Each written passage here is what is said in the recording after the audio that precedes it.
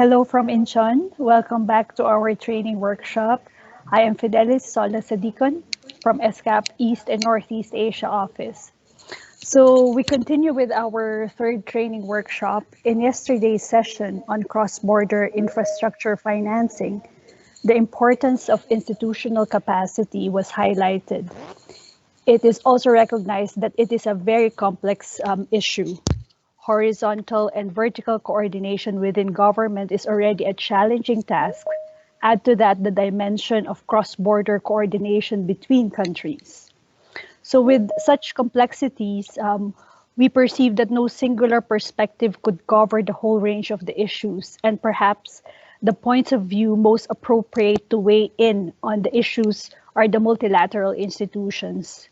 So their multilateral institutions' long-standing work experience on institution building across different policy areas, including on economic corridor, provide a rich source of information and knowledge for all of us.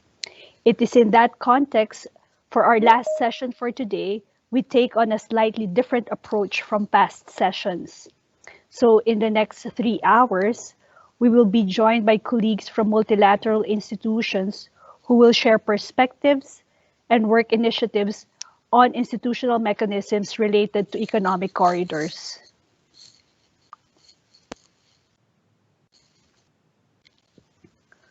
We will have the presentation from ESCAP first, followed by the United Nations Office of the High Representatives for the Least Developed Countries, Landlocked Developing Countries, and Small Island Developing States, or as we know it as UNOHRLLS. Then by Asian Development Bank and World Bank. We will have a 10-minute break after the presentations. Following the break, we will have the questions for the presenters. So this is also the time that we hope to hear from our dear participants. For our participants, please use the chat box for your queries or insights. We are monitoring the box and would raise the queries on your behalf. But if you wish to have the floor to raise your queries or share your perspectives, please do so by clicking the raise hand function, and we would be very happy to hear from you. On that note, we will now start our presentations. I now give the floor to my ESCAP colleague from the Transport Division, Mr. Fedor Kormelitisin. Fedor, hello. Hello, good afternoon or good morning, dear participants. Good morning, dear colleagues from the subregional office for East and Northeast Asia. I would like to thank you for organizing this meeting and providing also additional platform for us to speak on relevant matters. So I will deliver a presentation which is on our activities, ESCAP's activities, which are directly or maybe less directly related to the development of the China-Mongolia-Russia economic corridors. So to begin with, I would like to mention that in the context of our work in transport and in accordance with the guidance from our member states, ESCAP Transport Division pays much attention to activities related to development of transport corridors. In particular, our legislative bodies, such as Committee on Transport, recently reiterated the importance of work on transport corridors. So I think in the years to come, we will be doing quite a lot of on transport corridors, and we will probably will be doing a little bit more. So, and hopefully I will share a few ideas with you. So, and today we are talking about one of the relatively new initiatives on development of a bit wider than transport. That's economic corridor, which, however, includes a very strong transport component. I will share with you our views on how to plan our activities and what we do to contribute to the development of this economic corridor. So, firstly, taking the opportunity, I would like to share with you information on the ongoing ESCAP project implemented by Transport Division. This is the project related to development of coordination arrangement for selected intermodal corridors in Asia and the Pacific. So under that project, in the year 2019, there was a comparative study conducted, which covered several selected transport corridors, shall we say 3 existing corridors and 1 potential, including the corridor which we're talking about today, the China-Mongolia-Russian Federation Economic Corridor. So what the comparative study was focused at, it overviewed briefly the current status of operation of transport corridors, also analyzed their institutional mechanism, if such were available at the time of the study for the management of existing transport corridors. The study report also reviewed good practices on transport corridor management, and not only in the region. So we analyzed a number of good practices in other regions. For example, there is a number of good examples of inter-country coordination for transport corridor development in Africa, the solutions which really work well. So, and we tried also to propose recommendations on management arrangements for the selected transport corridors in Asia, which were the focus of the study. So below you can see the link to the existing text of the study report. So if you're interested, you can have a look at it, and I am sure that those slides will be shared with you, so you will be able to access this link. However, I would like to make one comment on that.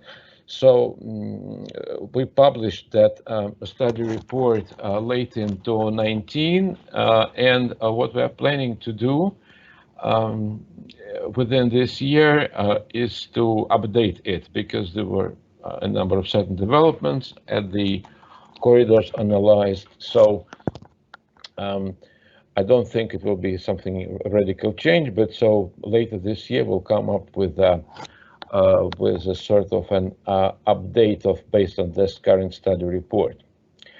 So as I mentioned, the study report is focusing on institutional arrangement for corridor management. At the same time, it has also proposed the framework for characteristics of the corridor. So in other words, shall we say, assessment metrics for different transport corridors, which includes the following 11 categories, which you can see on the slide. So, and for the purpose of that study report, we were mostly looking at characteristics of institutional and legal feature rather than economical. So that's numbers 4 to 11. And you can also have a look in the study report. We have a view of developments for China-Mongolia-Russia economic corridor. So it may take a little bit long, to tell you so about the whole narrative, but you can have a look. but these are positions which we're analyzing. And for the recommendations and conclusions, we came to the following key considerations. So first of all, we found out that there was quite a lot of support from member countries to the economic corridors, and the current arrangement contributing well enough to its development. Also, in accordance with the Memorandum of Understanding on the establishment of a joint mechanism, which is actually nothing else than a coordination mechanism or arrangement. So, and that joint mechanism is supposed to address a broad range of issues, transport being one of the important elements, but by far not the only one. Also, as you know, and as it was mentioned and will be mentioned again today, in the program for the establishment of this economic corridors, there was a number of priority projects mentioned, and many of these projects are related to transport sector, and the majority of these transport-related projects were feasibility studies for road and rail transport corridors. So at the point of preparation of the study report and at the time of the when we conducted the meeting under that project, that was in June 2019. We came to a conclusion. So the if we are going into working towards an establishment of an additional element of a coordinating mechanism that could be considered as part of such feasibility studies. Also, at that point, we didn't receive any concrete request for technical assistance from countries of China-Mongolia-Russia economic corridor in terms of assisting in development of a coordinating mechanism in transport sector. However, I would like to reconfirm here that we stand ready to do so if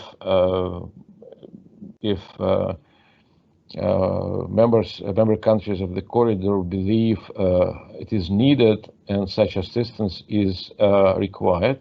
So if there are any questions on that later today, so I will be very happy to discuss this.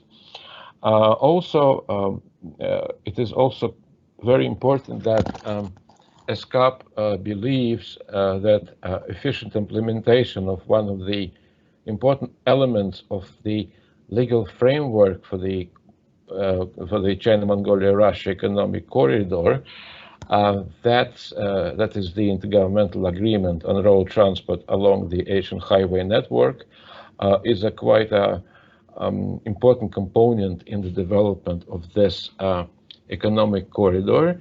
So with your kind permission, so I will also quickly touch upon the background for this agreement, because this is an important direction of, or maybe I would say today, the key direction of ESCAP's work in transport in terms of development of cooperation and coordination among China, Mongolia, and the Russian Federation in that tripartite cooperation format. So I will quickly remind you the background. For this agreement, China, Mongolia, and Russian Federation requested UNESCAP Secretariat to provide technical assistance, and the Secretariat developed the draft agreement, which was discussed and elaborated at a series of negotiating meetings organized by ESCAP jointly by the Transport Division and our subregional office for East and Northeast Asia. So that was going on between the years 2014 and 2016. So with the successful completion of negotiations, the agreement was signed by the governments of China, Mongolia, and the Russian Federation during the third session of the ESCAP Ministerial Conference on Transport in Moscow on the 8th December 2016. And in September 2018, after the completion of all required internal procedures of the parties to the agreement, it entered into force.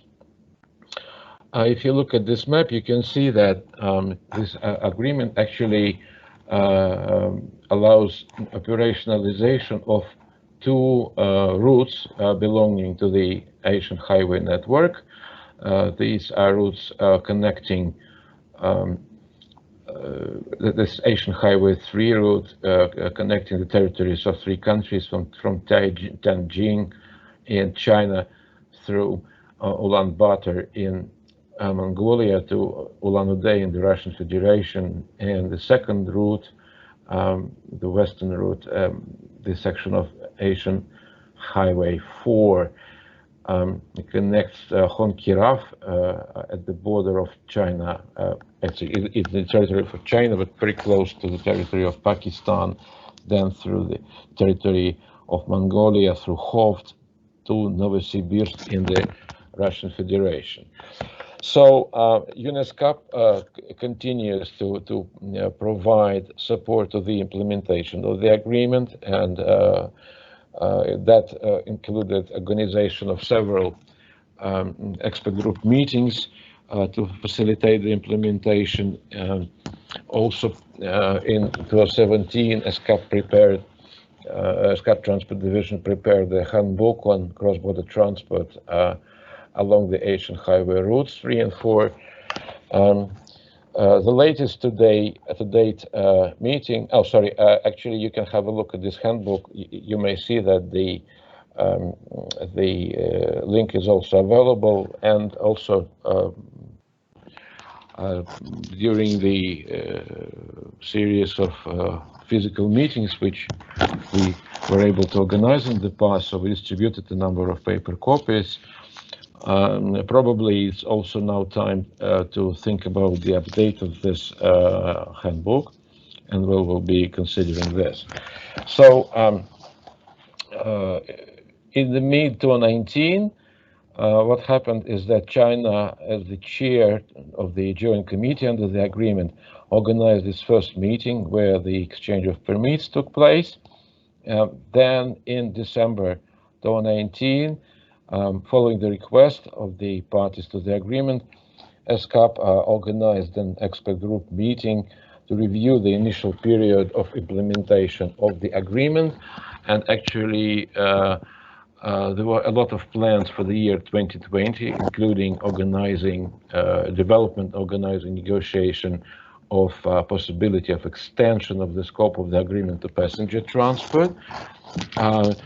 But due to that pandemic outbreak which we are facing, actually, so last year looks like the implementation of the agreement in many ways came to a halt, which is quite unfortunate.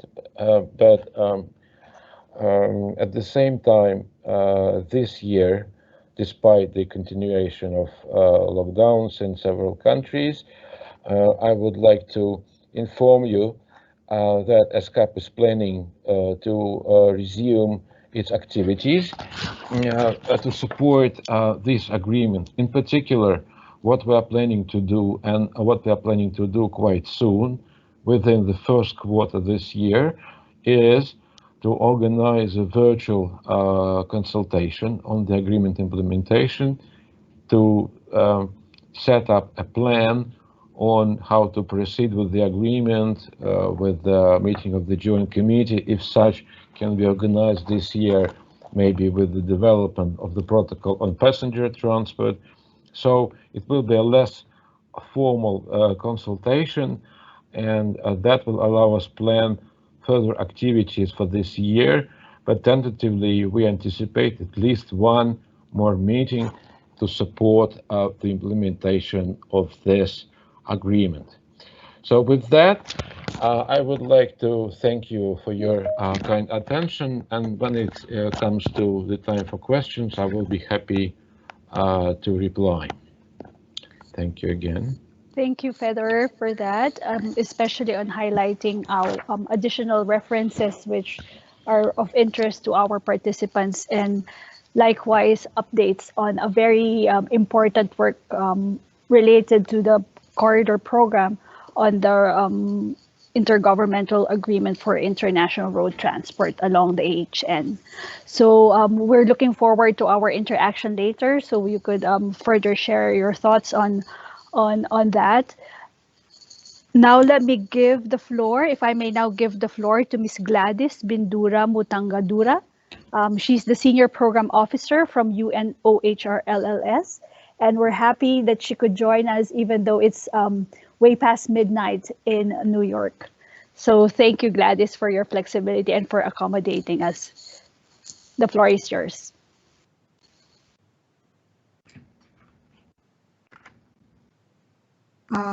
Thank you. It is an honor. It is an honor, a great honor to be in this meeting.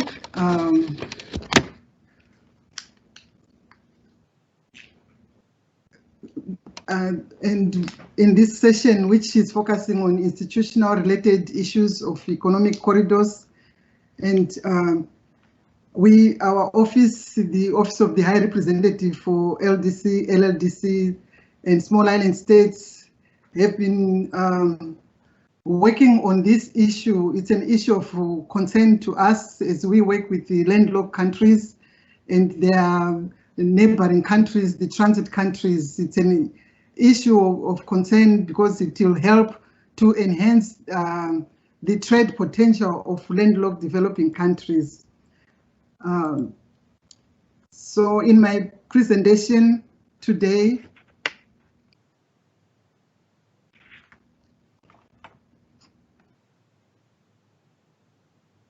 I also want to say, OHRLS, we have been working on this issue, and we prepared a report in 2019 when we were preparing for our midterm review for the Vienna Program of Action for Landlocked Developing Countries. We prepared a report on best practices for effective transport corridor operationalization, functioning, and management. And we also held a meeting on the issue in Ulaanbaatar in 2019. And this presentation is based on that report and the experience which we've had on OHRLS. And most of the issues are very the same with what my previous colleague has raised, which we found out from this study, which we did at a global level with all the corridors in Africa, Asia, and in Latin America, where most of the landlocked countries are situated. So in terms of the outline of my presentation, I will discuss the importance of the economic corridors and the key elements of the corridor agreement and the challenges in corridor establishment, development and management, which we found in that study, in the report, and the key elements of the good practices in corridor establishment, development and management, and also some perspectives for improved effectiveness of the Trilateral Investment Projection Center.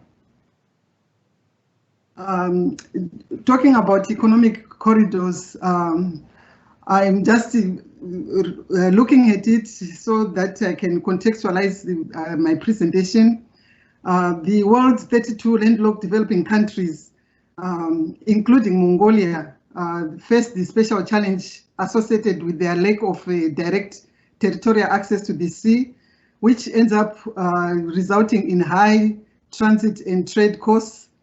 And economic corridors will benefit both landlocked countries and transit countries to support and facilitate trade and transit and create linkages to the regional and the international markets, and the opportunity to join value chains and to stimulate trade-induced industrial and value-added production and wider social and economic growth along the corridor, and also to create investment opportunities along the corridor. The Vienna Programme of Action for landlocked developing countries, which was adopted at the UN Conference for Landlocked Developing Countries, the second UN conference, which was held in Vienna. It stresses the importance of corridors in reducing transit times spent at borders and transport and trade costs through increased connectivity, efficiency, transparency in border management, and thereby increasing the reliability and predictability of transport. And one of the Vienna Programme of Action's specific objective is to reduce travel time along corridors with the aim of allowing transit cargo to move a distance of 300 to 400 kilometers every 24 hours. And for landlocked countries, therefore, it's very important and to have that close cooperation with transit countries, and the Mongolia-Russia-China economic corridor really present this opportunity, which will facilitate and benefit all the three countries involved. In terms of the elements of an effective and efficient corridor, in order to have that effective and efficient corridor, there's need not only to have the well-maintained transport, the energy and the ICT infrastructure, but there's also need to have the smooth implementation of the agreed legal frameworks and the transit rules and policies and the transport and trade facilitation measures. And there's also need to have a good corridor management body that can turn out to be effective in ensuring efficient operation of corridors.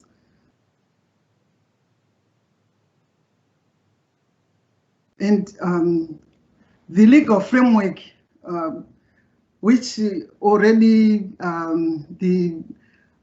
my previous presenter has already talked about, the legal framework which covers the China-Mongolia-Russia corridor, which is covered by the big agreement for the whole region, and also the MOU, which is now been done for the specific for the economic corridor. And from our study, most of the corridors, they are established through multilateral, bilateral instruments, treaties, agreements, MOUs, or other international instruments. But it's important that the key characteristics have to be the sovereign states or independent public law are the ones, law entities are the ones which make these agreements, such as international organizations, and it is also intended to create rights and obligations among parties. They are governed by international law. We heard from the previous speaker, and the regional agreements also. And the legal instruments may also be designated as agreements, treaties, conventions. It depends with the region or with the corridor, what they really would like to do. But just as an overview of the corridor agreements from our study, we found out that the agreements or the treaties for corridors or the MOUs, they generally have a corridor objectives, and they also define the functions of the corridor, the designated routes, the necessary elements of the corridor planning, the operations, the cooperation among agencies, the regulatory oversight arrangements, the establishment of college management institutions and their administrative policies, and also provisions for future insertion of subsidiaries instruments, for example, protocols, standards, or practices. And going further, some of the key issues which are covered in the corridor agreements, which are very similar to what ESCAP was presenting, is the corridor governance and institutional framework, the trade facilitation issues, the transport infrastructure, the transport logistics monitoring, the stakeholder coordination and participation, the corridor budgetary resources, the consultation and resolution of disputes or bottlenecks, and capacity building of stakeholders.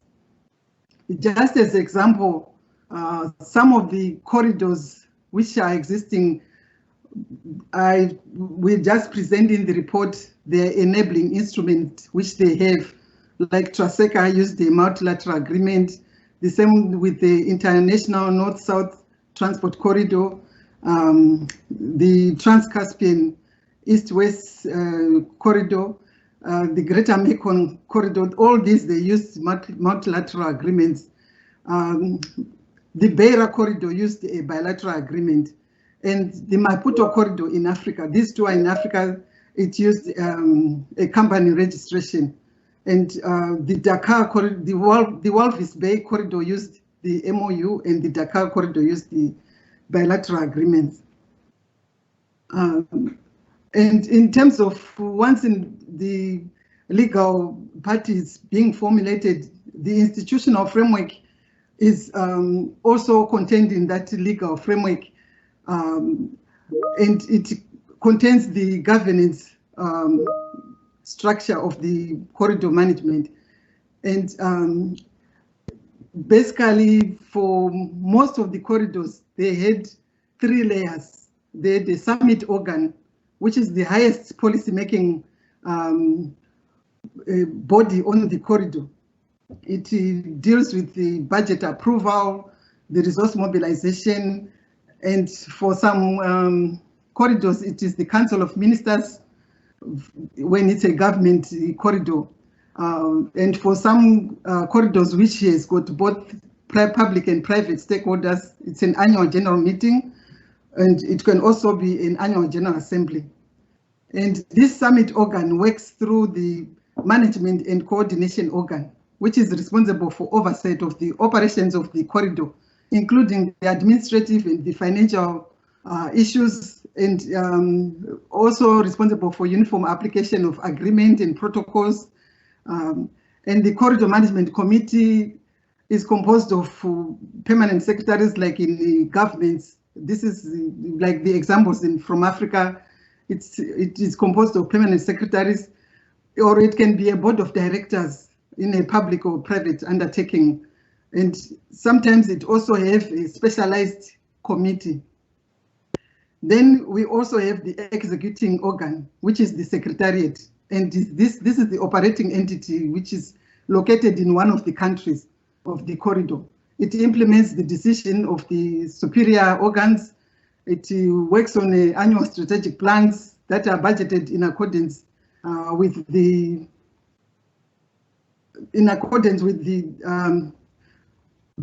budget which has been allocated. And you will find that established corridor, like the Northern Corridor, Traseka, the Central Corridor, they all have secretariats.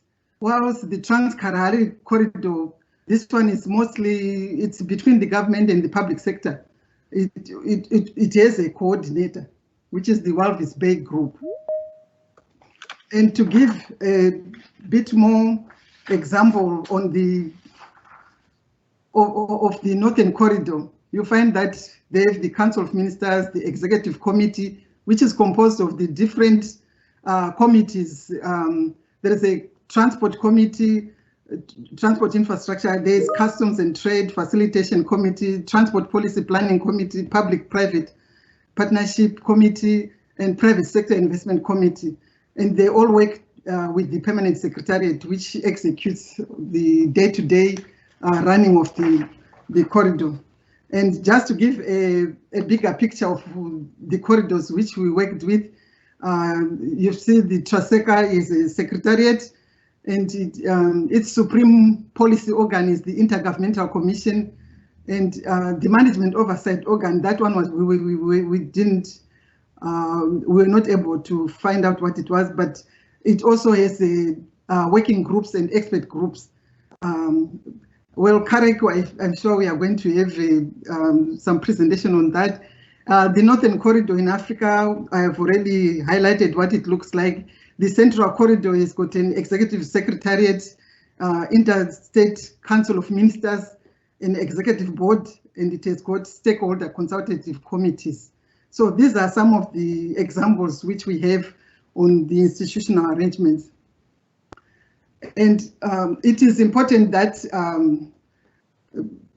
in the agreement or in the overall issues of transport infrastructure are addressed, and this includes delineation of the corridor routes, the transit facilitation across the corridor routes, the definition of corridor and cargo access rights, the transit regulation, including for road safety, security, environmental issues, the procedures at ports, terminals, way bridges and border posts, the charges for use of facilities at ports, roads, and documentation and information sharing, transit bonds and cargo and vehicle insurance. This we found from studying all those different corridors. And there are also issues of transport infrastructure.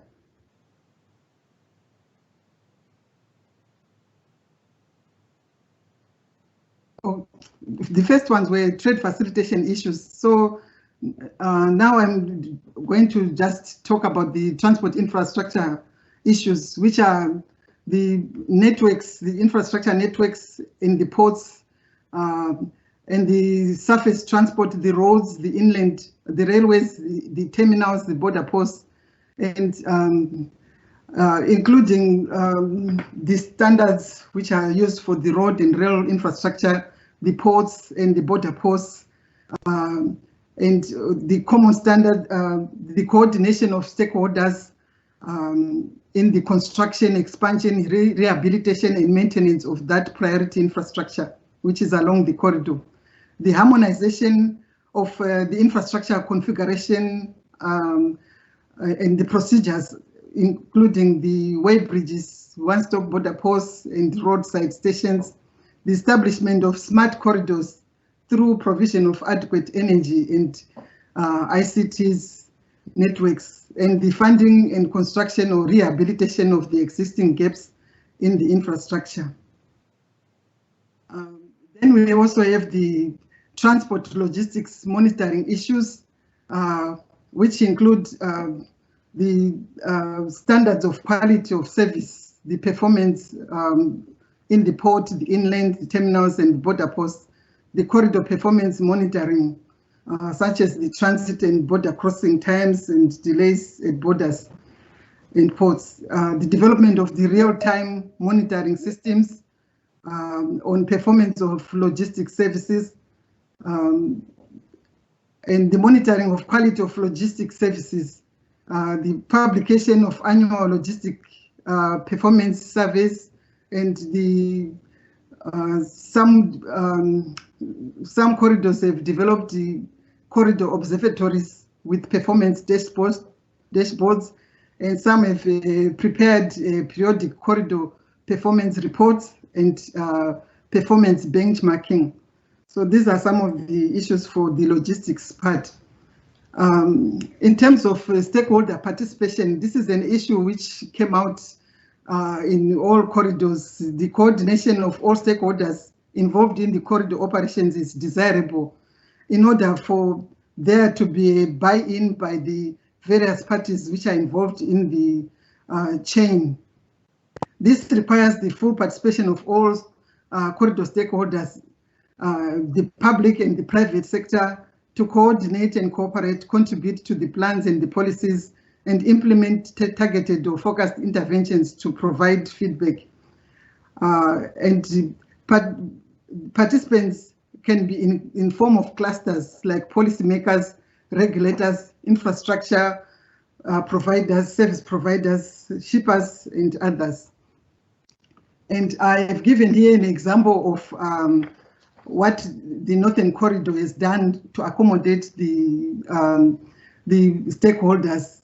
It has a composition of committees which allow for participation of organizations and persons dealing with specialized areas of transport and transit and interstate and transit matters along the corridor.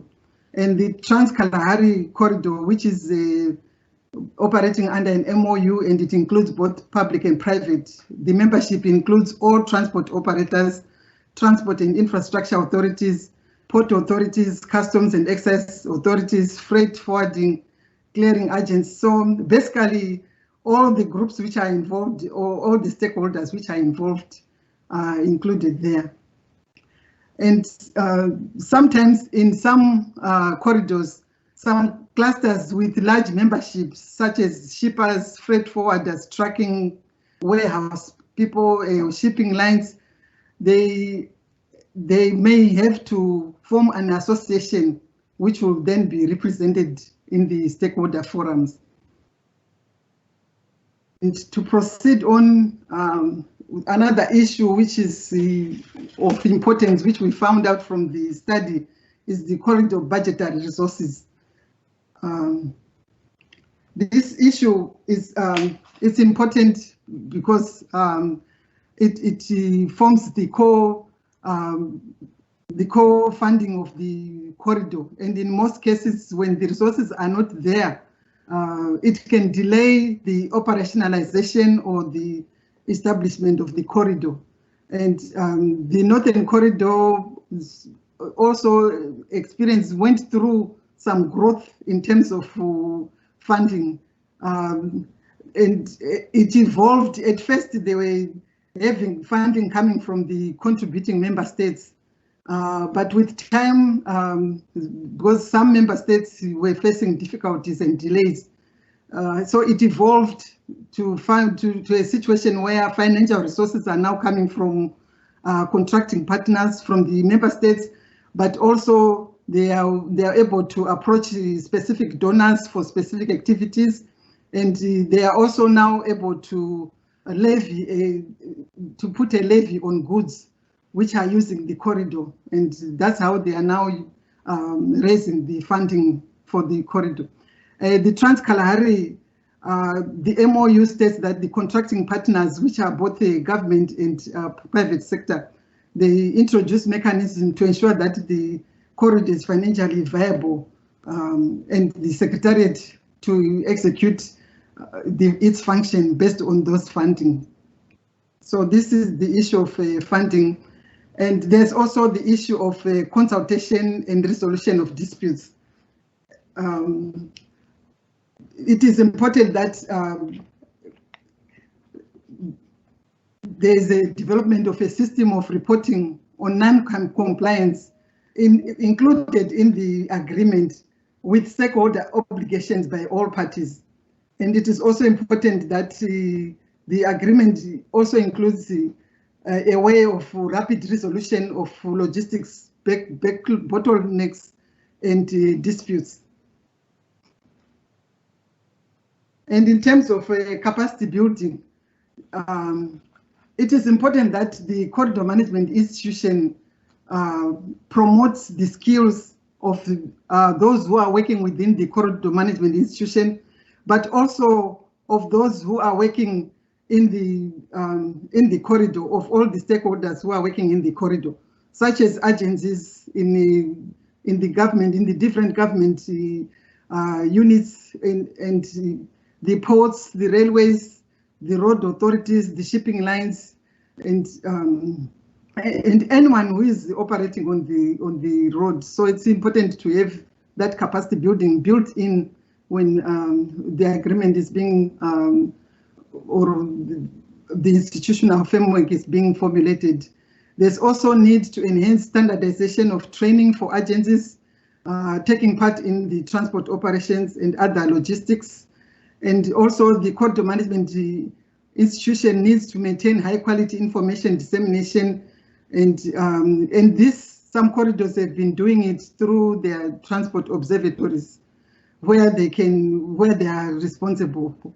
They are also, it is also important for the corridor management institution to undertake capacity building and awareness and sensitization workshops in partnership with other stakeholders in other parts of the countries, in the corridor countries, so that more of the people who are affected by the corridor are knowledgeable and can utilize the corridor.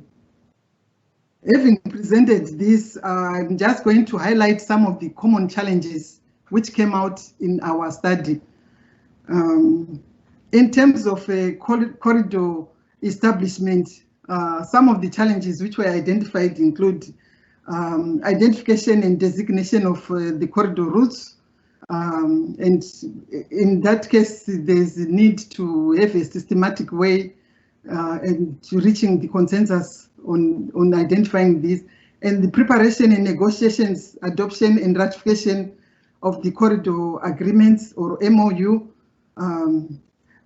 For example, in East Africa, in Southern Africa, they took time as states held lengthy negotiations to grant transit rights to means of transport and liberalize the granting of entry visas to truck drivers and crews. And in the case of the Northern Corridor, the participating states had to agree on dual driving codes, as some of the countries, Kenya, Tanzania, and Uganda, they drive on the left, whilst the others drive on the right. So states have to adopt some mutual understanding and recognition of some of the things which cannot be changed, how to live with those. And the issue of funding also comes, the funding, the construction and rehabilitation of existing gaps in the infrastructure. And this is important, it is to be identified at the beginning also where it's possible. And the Northern Corridor initially adopted an annual contribution paid by member states, as I said, but this was quickly revamped to include other innovative sources. And there's also the challenge of establishing the corridor management institution. And this is important that it's done, I mean, at the beginning, and to reach consensus and mutual understanding in its establishment. The challenges in the corridor operationalization or its development, some of them which are experienced at the beginning of the formative stages of the corridor, may include some of these ones which were found in the study. The initial funding financial sources to the corridor management institution might not be adequate to procure staff, equipment, and office facilities. And in this case, some of the corridors had to apply for external sources to get that big one-time grant to establish. For example, the Central Corridor in Africa had to apply for to seek a grant, and it got a grant from the African Development Bank to cater for the operational costs of the initial years. And the other thing is enhancing infrastructure interoperability in areas where there are discontent railway gauges. And from the literature, this issue was handled by the provision of shipment facilities and terminals. And the other issue was lack of harmonized customs procedures in some of the corridors, and also lack of harmonized documentation. And in the East and Southern Africa region, this was solved over the years with some support from UNCTAD, from the World Customs Organization, and also from the regional economic communities which are in Africa, such as the SADC, COMESA, they gave that support to these corridors. And some of the instruments which were developed have become benchmarks in the trade facilitation in the regional and globally. Then in terms of corridor management,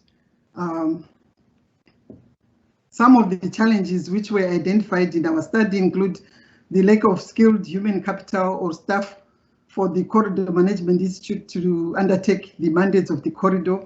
And in this case, what is important is to undertake training and resource mobilization. The other issue is lack of funds for approved annual budgets for the Corridor Management Institution. And in this case, there's a need for innovative resource mobilization, which I've already indicated. And there's also delays in receiving and processing operational and planning data from service providers, including ports, railways, roads, pipelines, and transporters, infrastructure providers, and others. The Northern Corridor actually came up with a community charter, which provides for consultative mechanisms where participating stakeholders set and adopt corridor targets, and they make individual commitments to maintain the targets which they would have set, and it has to be done within a peer review environment. So the stakeholders also made commitments to provide necessary data and other information. So with this community charter, they say things are working well. And then there's the challenge of balancing the interests of all corridor stakeholders, including the business interests, the governments, and their regulatory agencies. In this case, there is need to ensure participation of all stakeholders in some of the issues so that agreement can be reached. I'll now proceed to some of the best practices which were identified in our study. These include the legal framework, that there is need to come up with some form of an agreement or an MOU, which will provide legal basis for cooperation among the corridor parties, especially for the development, upgrading, maintenance of the inter-country corridor infrastructure. And these legal instruments will provide for rights, obligations, and sanctions on each party. And of course, from the previous presentation, there's already an umbrella presentation, an umbrella agreement, which is there for the whole region. So this corridor agreement will have to fit into the umbrella, or it will have to abide by what is in the umbrella agreement, which follows international guidelines. Then we also have the transport infrastructure networks. This is what I've already presented, the designation of the network, the surface transport, the inland and the border posts, and what needs to be constructed, the rehabilitation, and all the needs really have to be presented. And this is important for resource mobilization. In terms of trade and transport facilitation, it is also important to have some instruments which promote the trade and the transport facilitation and harmonization of the corridor operating procedures. And these can include the way bridges, the roadside stations, the one-stop border posts, and the adoption of common facilitation instruments across the corridor, removal of transit and cross-border bottlenecks, and establishment of platforms for data sharing across the corridor countries. For example, a SICUDA system or the single window system, having this harmonized facilitates stakeholder cooperation, performance, and management of transit and border crossing facilities. Whilst this is for the trade and the transport facilitation, I'm sure with an economic corridor, there are also issues which can include the industrial clusters and how to spare that, because basically the economic corridor its final aim is to spare industrial growth within its corridor. So I'm sure there are also some best practices in that in those areas, but our study didn't really focus on the industrial or in the economic growth perspective. Then there's also provision of adequate and reliable energy and modern ICT networks. This is important. We have already discussed it.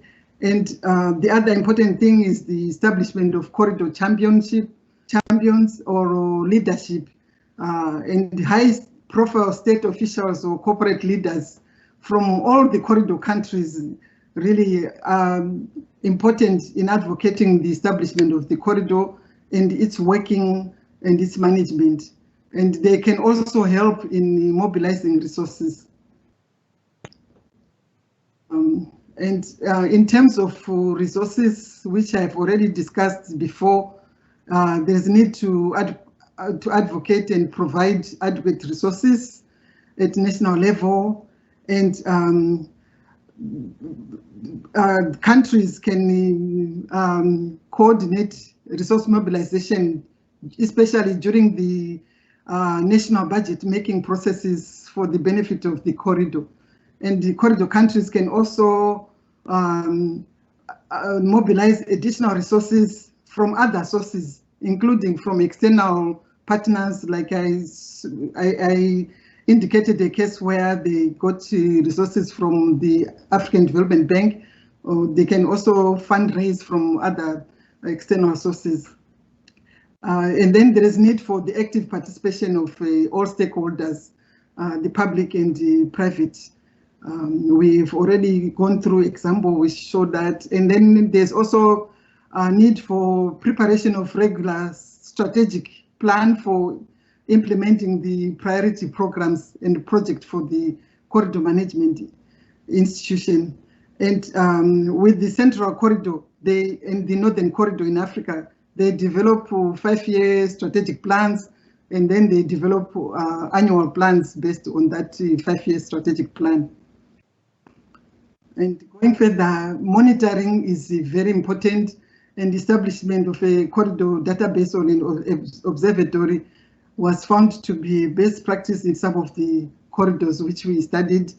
And so this helps in the effective monitoring of the corridor. And also related to this is the need to come up with the corridor performance indicators.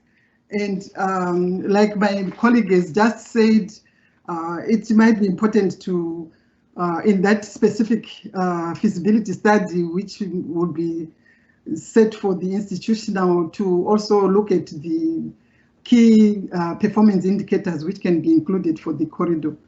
And the last one is the building of institutional and human capacity. And as I had already indicated, it's important to have this to be done. And given this background, the perspective for the effectiveness of the Trilateral Investment Projection Center, I would present them as here, which is basically what I've been presenting earlier, and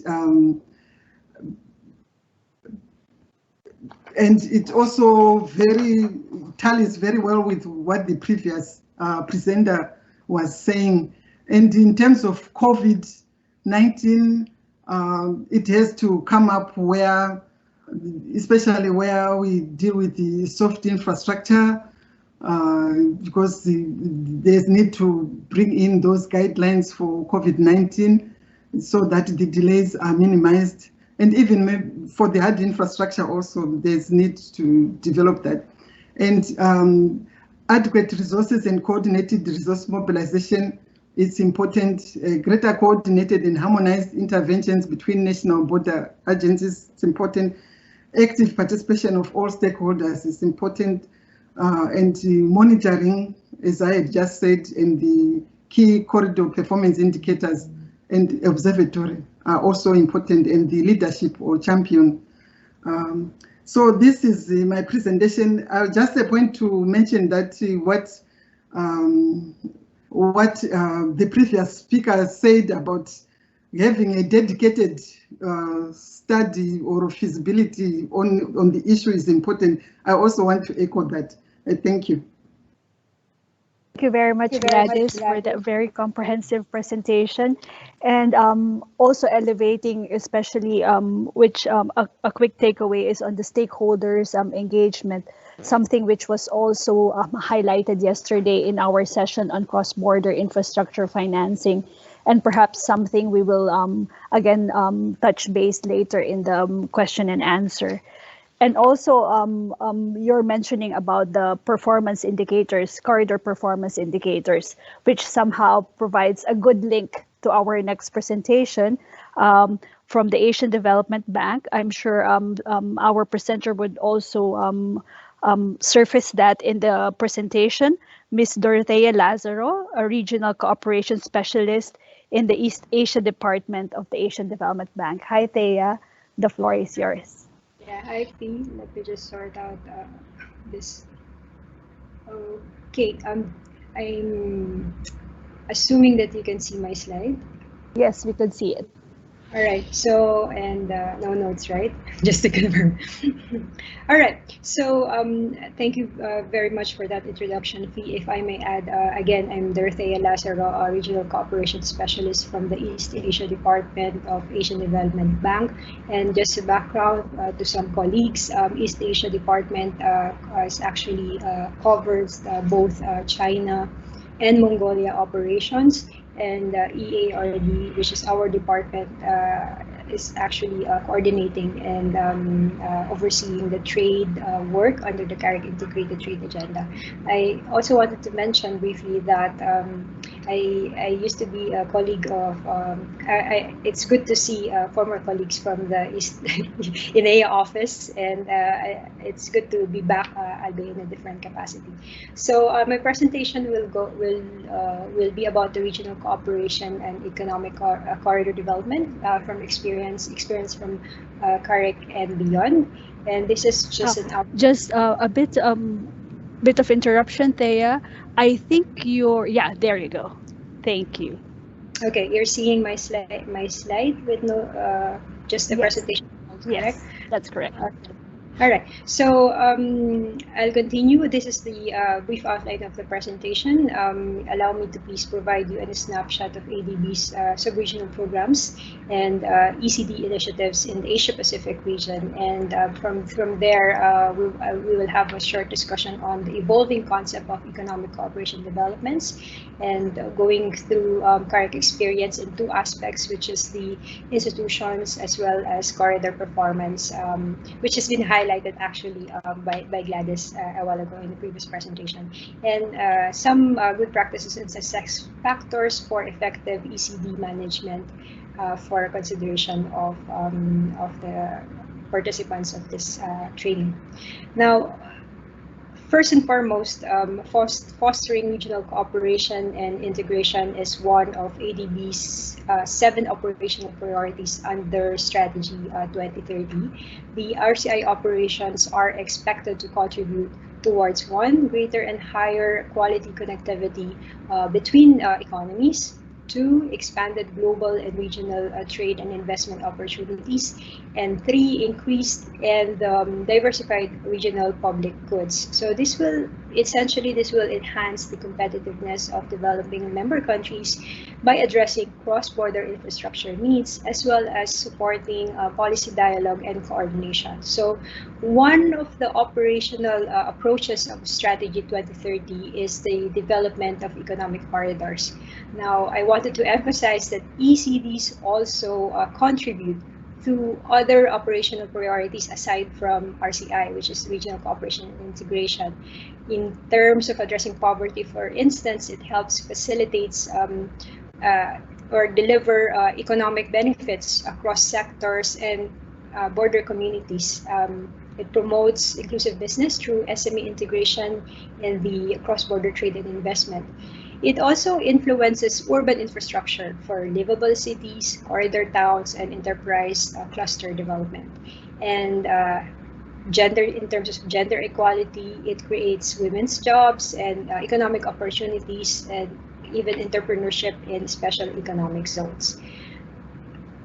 So ECD has been used as an integrated development approach in Asia since the early 1990s. In this, ADB has been supporting sub-regional programs that has prioritized corridor development, such as the Greater Mekong Sub-Region, or GMS, the Central Asia Regional Economic Cooperation, or CAREC, and the South Asia Sub-Regional Economic Cooperation Program, or SASEC. Now, I'd like to begin with, in 1992, 6 countries, including the PRC, launched the GMS Economic Cooperation Program. And since then, the GMS adapted the economic corridor approach and transformed some of the transport corridors into 3 economic corridors. Mentioned earlier, the North-South, East-West, and the Southern GMS economic corridors. Now, ECD remains as a strategic approach of the GMS program, and to date, investments or projects were undertaken in transport, trade facilitation, tourism, urban development, agricultural value chains, and health security. There are also other initiatives such as cross-border transport facilitation agreement, power exchange networks, and e-commerce cooperation platforms. The next one is the CAREC program, which comprise 11 member countries, including China and Mongolia. Now, on its 20th year, the CAREC program has helped establish multimodal transportation networks. It has increased energy trade and security. It has facilitated movement of people and freight and laid the groundwork for economic corridor development. So in 2007, 6 transport corridors were identified for building the physical infrastructure to connect key economic hubs and among landlocked countries of CAREC with the global markets. So perhaps of interest today is that the CAREC Corridor 4, one of the corridors mentioned, transport corridor, actually connects China, Mongolia, and Russia. And it has 3 sub-corridors. The first sub-corridor 4A is in the western region of Mongolia. It serves road transit trade between Russia and China and bilateral trade between China and Mongolia. The Corridor 4B is a highway and railway connection between China and Russia through Ulaanbaatar, and where the busiest border crossing point between China and Mongolia is located. And Corridor 4C is the one that connects the eastern region of Mongolia with China by road. So recently also, CAREC program began piloting economic corridor developments. The first one is the Almaty-Bishkek Economic Corridor, ABEC. It links 2 cities of Kazakhstan and Kyrgyz Republic to transform 2 economic centers of these 2 cities and areas around them as a single economic space. By cooperation, coordination, and with mutual trust, ABEC has attracted investments in transport, agribusiness, tourism, and health. And we also have another EC, or Economic Corridor Initiative, which is a new one, which is the STKEC among Shymkent in Kazakhstan, Tashkent in Uzbekistan, and Fujian in Tajikistan and their surrounding oblasts. So I have my colleague actually here who's implementing this project, Singlan, and she would be able to provide information on this as required. Now, in this STKEC corridor, a roadmap has been developed and pre-feasibility studies and capacity buildings are expected to be implemented beginning this year. And of course, we also have the China-Pakistan Economic Corridor, which will connect the Gwadar port in Pakistan to PRC, which has transport, energy, and special economic zone projects. So you can see from most of these economic corridors, there are a lot of projects supporting actual projects and with financing and with a lot of institutional arrangements already. Now, the third sub-regional program supported by ADB is the SASEC. So this comprises 7 countries of the South Asia. It is slightly different from the GMS and CAREC, as the ECD focuses on it focuses first on the transport corridor, and in terms of economic corridor, it promotes synergies between national economic corridors, including in Bangladesh, India, and Sri Lanka. So overall, ECDs in Asia is in the transition state from transport corridors to economic corridors, with the GMS region more advanced since they started early. The CAREC region, meanwhile, is piloting cross-border spatial economic corridors, and the SASEC region focusing more on national ECDs. So, as mentioned earlier, the concept of economic corridors continue to evolve. So traditionally, it follows 3 stages or tracks of corridor development, beginning with transport corridor. Here, transports, primarily road projects, serve as the backbone for ensuring connectivity. Next, it expands to trade or transit corridor, which includes soft component like transit agreements, trade agreements, that enable smooth movements of goods across the border. And then developing economic corridor, where value chains and economic clusters create jobs, increase productivity, and contribute to economic growth. However, countries and sub-regional programs begin to realize that corridors are not just linear or point-to-point connection. The transformation into full-fledged economic corridor is also not sequential, and it requires a holistic and inclusive ECD framework. So ADB is currently in the process of developing ECD framework for countries and beyond, and it considers several factors. This includes comprehensive framework or physical investments, spatial coordination, and urban agglomeration. Second, skilled labor and capital movement, which is very important for Central Asian countries. Third, services linkages and multi-sectoral plans and approaches. You can see among these corridors that I've mentioned, there's an increasing focus on tourism, agribusiness, education, and health. Next is the advanced knowledge and technology, institutional coordination, as well as regional public goods and sustainable development. So overall, ECD expansion becomes more important in the context of post-COVID-19 recovery. So emerging issues on the continuously evolving landscapes, such as the rise of digitalization, supply chain restructuring, and greening economic corridors actually needed to be considered. So allow me to give a good illustration of this ECD evolution, which is using the 3D approach, ADB, a very nice ADB blog written by my colleague Christian Rosbach. Christian is actually the one implementing the ABEC program. So this includes developing the ABEC, includes 3D approach, linear, spatial, and virtual aspects. So linear dimension is the connection between economic centers, for instance, by road. It also involves connection by very important city, in this case, the Almaty, with a very popular destination like the Lake Isikul. So these are the linear dimension of economic corridor 3D approach. Now, spatial planning will efficiently organize the economic activities to attract private investments. And lastly, the virtual dimension includes coordinating cross-border services sectors. And for example, there's like a costly medical testing laboratories. They need not be set up separately in each country. For instance, in 2 countries, if one facility can serve both countries, then it's and then just send the certificates from one place to another. That's the virtual dimension of it, and it's already part of effective economic development approach. So allow me to share some of the experiences on ECDs from the CAREC experience. So first is on institutional arrangements. So you can see from the left side of this presentation that the regional level, at the regional level, is the institutional framework under the CAREC 2030 strategy.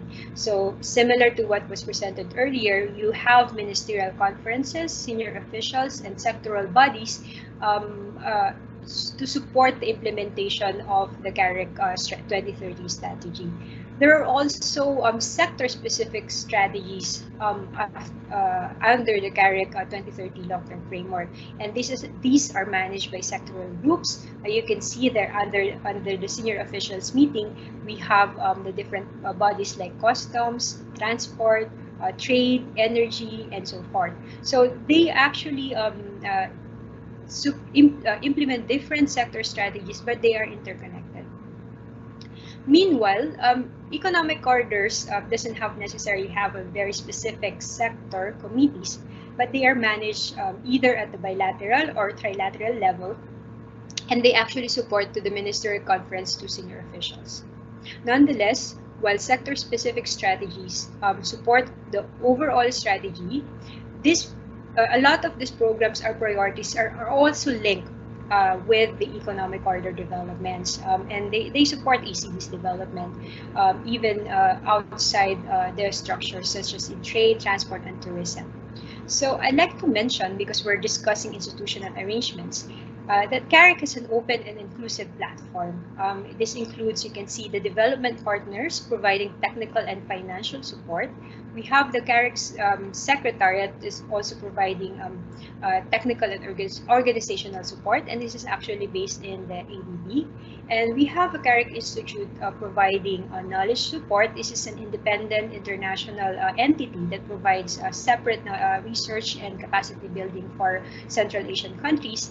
And we have a private sector groups that helps first in terms of public-private dialogue, as well as in financing, and later on, as will be discussed, is in terms of the monitoring.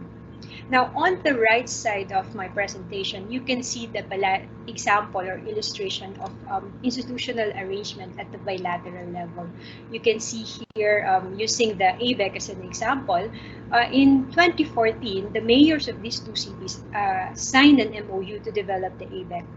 Now, years after that, which is in 2017, the governments agree to oversee the development of the corridor, and through an intergovernmental council that is now chaired by the Prime Minister of Kazakhstan and Kyrgyz Republic. And then the council also created the ABEC subcommittee. It's a regular official meeting of national and regional governments with private sector representatives, and working on below that are working groups to discuss the priority sectors, areas, investments, projects on agriculture, tourism, and cross-border connectivity. So this is an example from the ABEC corridor institutional arrangements. Now, just for illustration, I've mentioned earlier that there's a roadmap for the development of STCAC. So this is, I wanted to show this because it actually, the proposed institutional setup of the STCAC economic corridor appears to be hybrid, in the sense that you can see the bodies under the corridor is expected to closely work or coordinate their work with the CAREC sectoral bodies, as discussed in the previous slide. So STCAC actually has a steering committee, thematic groups, and a secretariat. And as pointed out earlier, steering committee will oversee the implementation of the projects, technical working groups will look at thematic areas of the roadmap, and the secretariat will support, monitor, and prepare the periodic progress report and organize meetings for this. So this is an example from the CAREC region and CAREC member countries. Now, another experience from CAREC countries that I would like to share with you in a few slides is on the CAREC corridor performance measurement and monitoring. And I have also in the call a colleague, Zothia, who is leading the implementation of this project, and will be able to discuss in great detail later if you have questions. CPMM is a tool to measure over time and across corridors the impact of transport and trade initiatives in the region. It gives valuable information to a broad range of stakeholders. For instance, in the public sector, this CPMM model or tool is helping support project development and other initiatives, the review of trade and transit agreements, and support policy dialogue. A case in point, when we just for practical point of view, we sometimes when we collect the information, we identified a bottleneck And immediately, we gave that information to the countries involved in the CPMM, and the customs agencies immediately acted on it. And this is very recently, so it's a good tool to tell the government sectors this is happening. Probably you can address these issues, talk to the other countries, and so forth. In terms of the private sector, it also supports effective business decision, because private sector would always choose the optimal route and transport modes. And for researchers, it provides evidence on how trade facilitation support trade expansion. So ADB projects, especially those implementing regional cooperation and integration or border improvements, use these indicators in feasibility studies, in economic cost and benefit analysis, as well as assessing potential spillover effect of investment projects. So this is one tool that might be very useful for you to consider. The CPMM evaluates a set of trade facilitation indicators. It illustrates the annual performance and efficiency of the CARIC corridors, as mentioned earlier.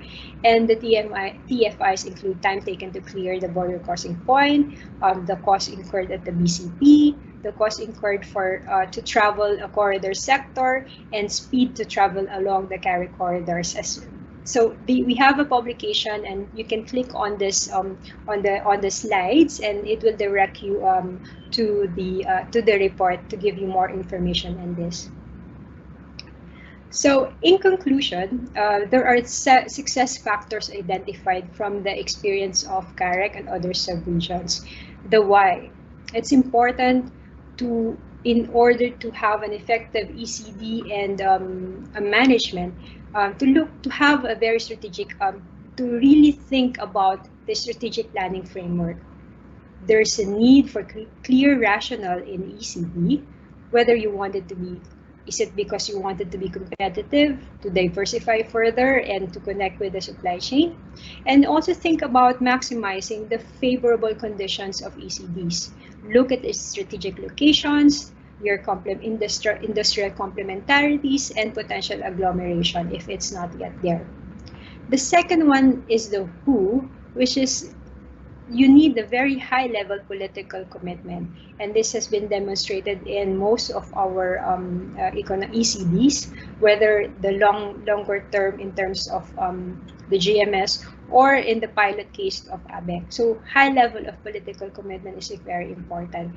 Why? Because you need a mandate for interagency coordination. As mentioned earlier, economic corridor raises the importance of coordination among border agencies. You connect with the SPS and standards agencies, so that's one. Second is in terms of resources. There's definitely a need to balance the priorities for financing, and high-level support is important to get this. And third is to implement the policy reforms. So these are some of the factors why political commitment is very important. Another crucial sector probably, or crucial role, is that of the private sector. They need to be involved from concept to implementation. This is because at the end of the day, they are the final end users of the ECDs or the infrastructures that will be developed. So for instance, if you establish a zone and there's no operators there, then what's the point? So you have to involve the private sectors in terms of in developing this. And they're also potentially contributors in terms of financing. The private sector can actually be involved in PPP. A lot of discussions earlier point out that ECD requires a combination of both the physical infrastructure and transformative interventions. When we say transformative interventions, this includes enabling policies, regulatory coordination, and use of ICT. Now, when and how?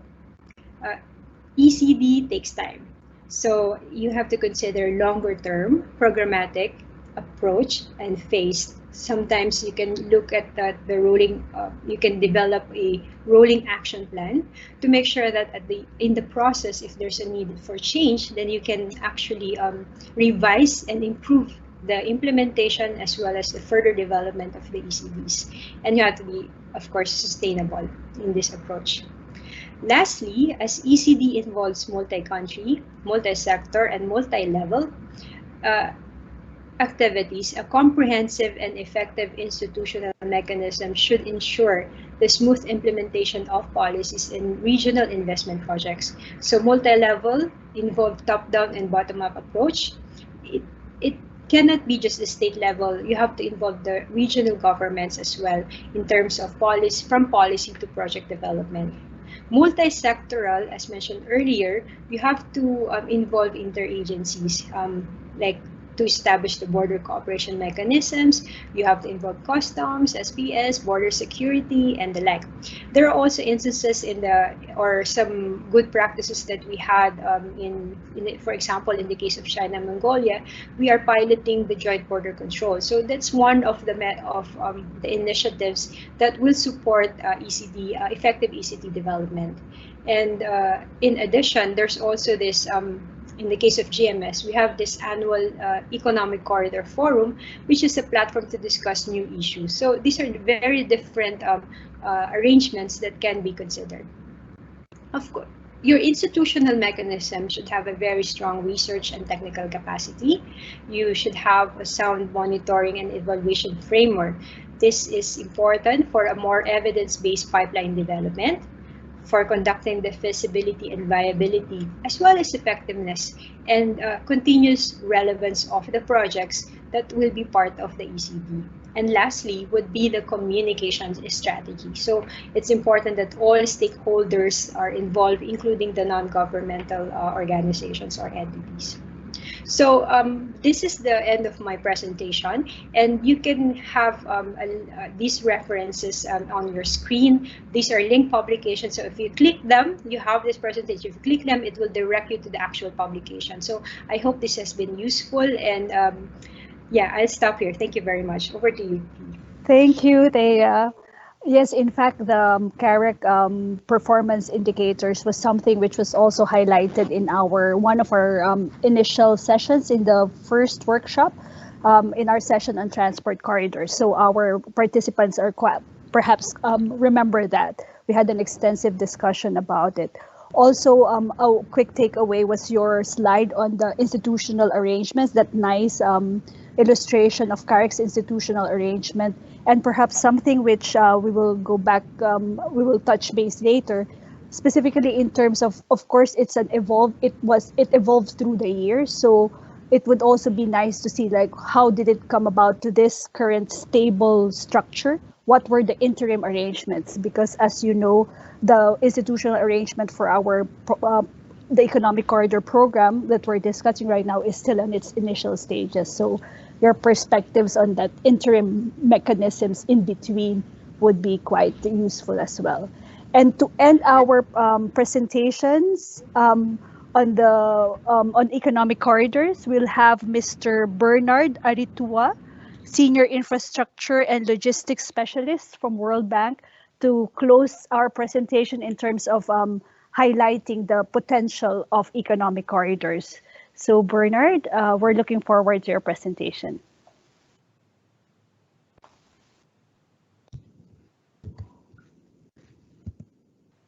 Okay, thanks very much for the opportunity to share some thoughts on this topic. And I'm based in Beijing, and as a Senior Infrastructure and Logistics Specialist, I cover the World Bank's activities in China, Mongolia, and Central Asia. And just recently, we completed what is referred to as an InfraSAP, which is an assessment of the infrastructure that is required in Mongolia to support the agenda for economic diversification and growth. And in that InfraSAP, we covered both domestic and regional infrastructure. So I think instead of talking about I don't know, can you see my screen? Yes, we could see it. Thank you. Okay. Instead of talking about the nuts and bolts of institutional mechanisms, I just thought I would draw on that report and some of the insights that have been gained from similar activities relating to economic corridors. And I'll start off by referring to a paper that was written, believe it or not, in 1964, which highlights the challenge of economic corridor management. And it had nothing to do with economic corridors. It was by two professors who were writing regarding the challenge of the nuclear arms race. And their conclusion was that to address the potential for a all-out nuclear disaster, their conclusion was that there would be no technical solutions. Not because technical solutions were not necessary or that science and engineering could not develop technical solutions to deal with either development or curbing of nuclear arms, but rather that the issue was much bigger than a technical solution. And this is what has come to be called the tragedy of global commons. And if you think about corridors, it is similar. The solution for maximizing the potential of corridors does not lie purely in technical solutions. And that means it's not simply about putting in place the infrastructure or improving the processes of systems, but rather it requires a holistic and integrated approach.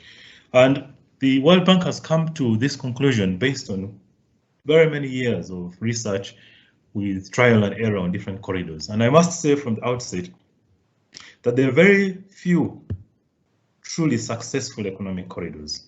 I know this is quite controversial, but it is true.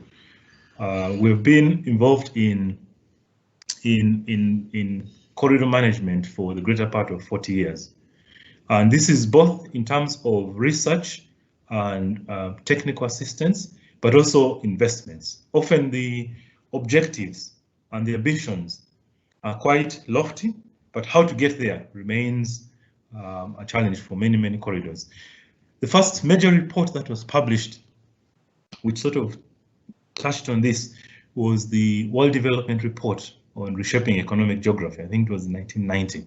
And this report basically concluded that in order to extract the full potential of corridors, it is important to understand the economic geography of the countries or jurisdictions that these corridors are supposed to benefit. And for countries with small economies, small populations, the benefits of the economic corridor only become real when they can, in a tangible way, connect to the countries with high economic density. That means that if you take the example of countries that were referred to earlier on, either in Central Asia, in Northeast Asia, or in Africa or Latin America, two small economies that produce the same products have similar population makeups and similar economic geographies.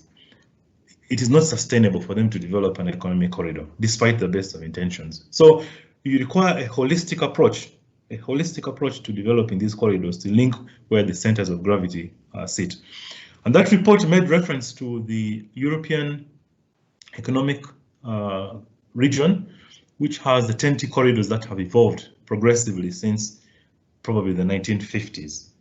And those corridors are quite successful because, as explained in the report, from the outset, the ambition was to develop the corridors, but the underlying motivation was to connect the countries and their trade in manufactured goods and the heavy bulk products that were inputs to those manufacturing sectors. So this report on economic geography basically laid the line or benchmark on how the World Bank would approach corridors.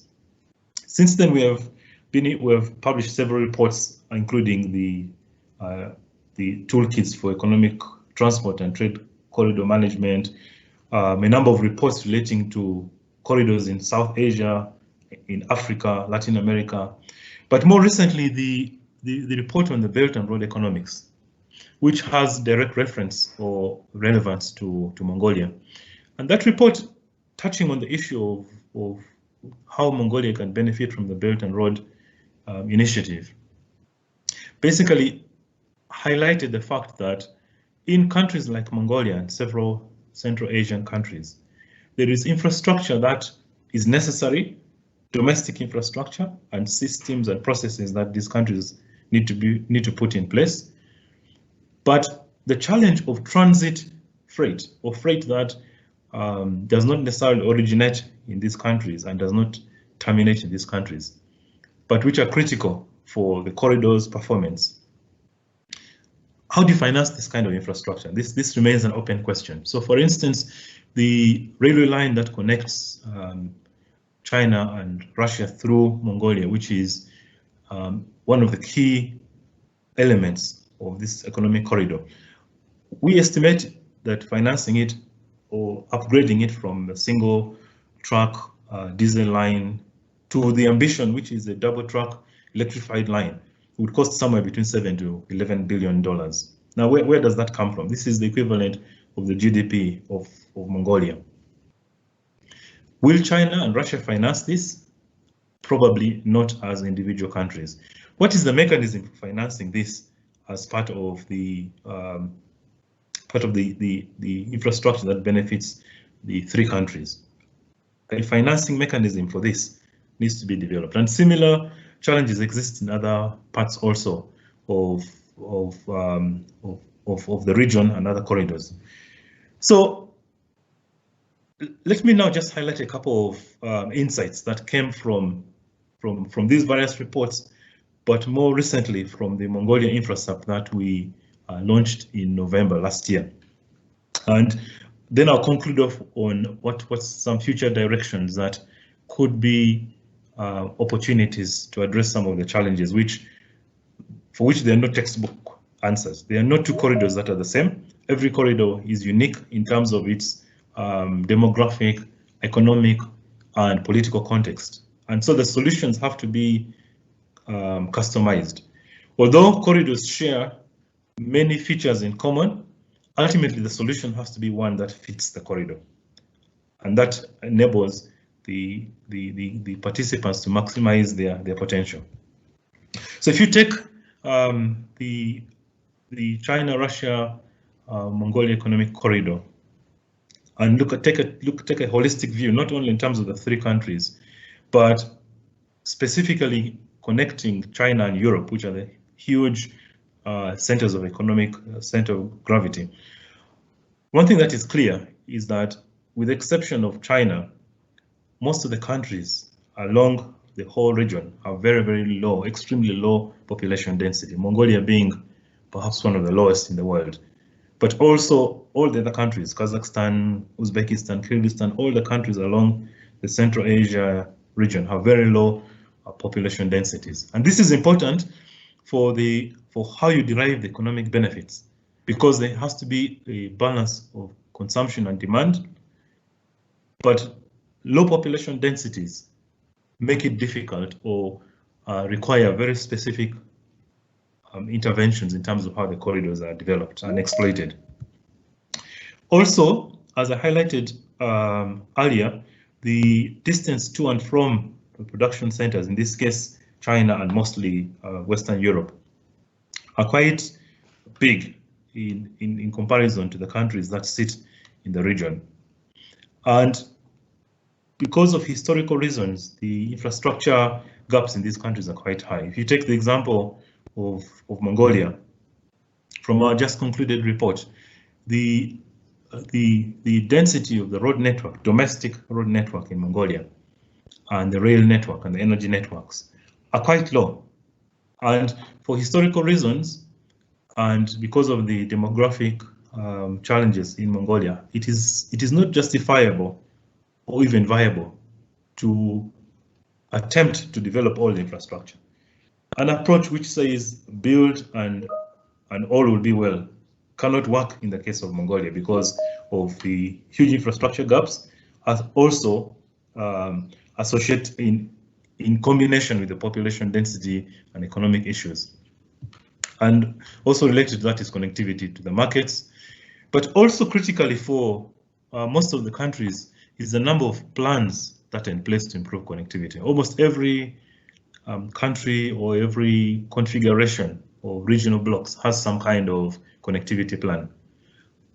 Mongolia is probably party to 14 or 15 different plans to improve the infrastructure, which in itself is not necessarily a bad thing. The challenge is then how do you reconcile the different priorities, and this requires not only a technical solution, but strong, sustained political alignment of interests, without which it becomes difficult to develop this infrastructure or connectivity that is needed to buttress the economic corridor in a consistent manner. Instead, you get these piecemeal, fragmented interventions. The visions for how the region will develop, there's multiple visions that are often either overlapping or competing. I mentioned the Belt and Road Initiative, but there are many other visions of how regional connectivity and trade needs to be developed. And if you just take the example of the Belt and Road Initiative, which offers a big opportunity for trade between China and Europe, but also the neighboring countries. The land transportation, as you can see, since the early 2000s, since 2011, sorry, offers some potential because the traffic is growing. But when we looked at the freight, when we analyze the freight between Europe and China, in the context of the mode that is used, we see that at the moment, although the rail land bridge transportation has a lot of potential, actually it is constrained to a few sort of commodity types. By and large, the majority of freight is still moved by sea for bulk products and even many high value products. Air transportation has a very small percentage by volume, but high percentage by value. But there is a window of opportunity for freight that is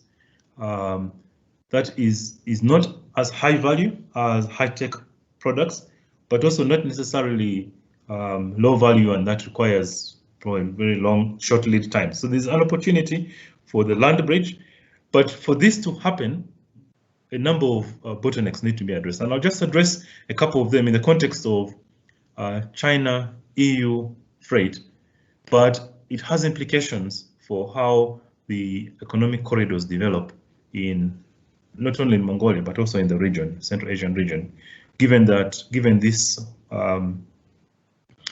the conclusion that you need to look at economic corridors holistically.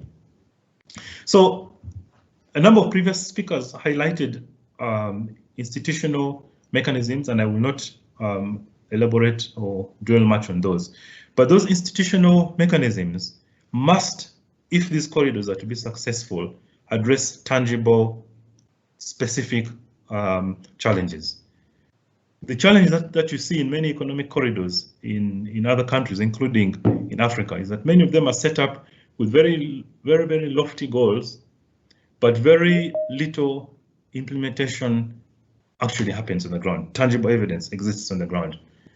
And it's the same also with Latin America, in which there is largely good political will, but how you translate that political will and ambitions to tangible results on the ground requires very specific interventions, specific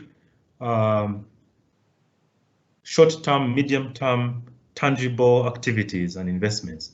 Otherwise, it remains a nice vision for the future where different entities come and talk, which is necessary to gain consensus, but without anything tangible, specifically focusing on how you move either primary, secondary, or tertiary products from one location to another as part of an economic system.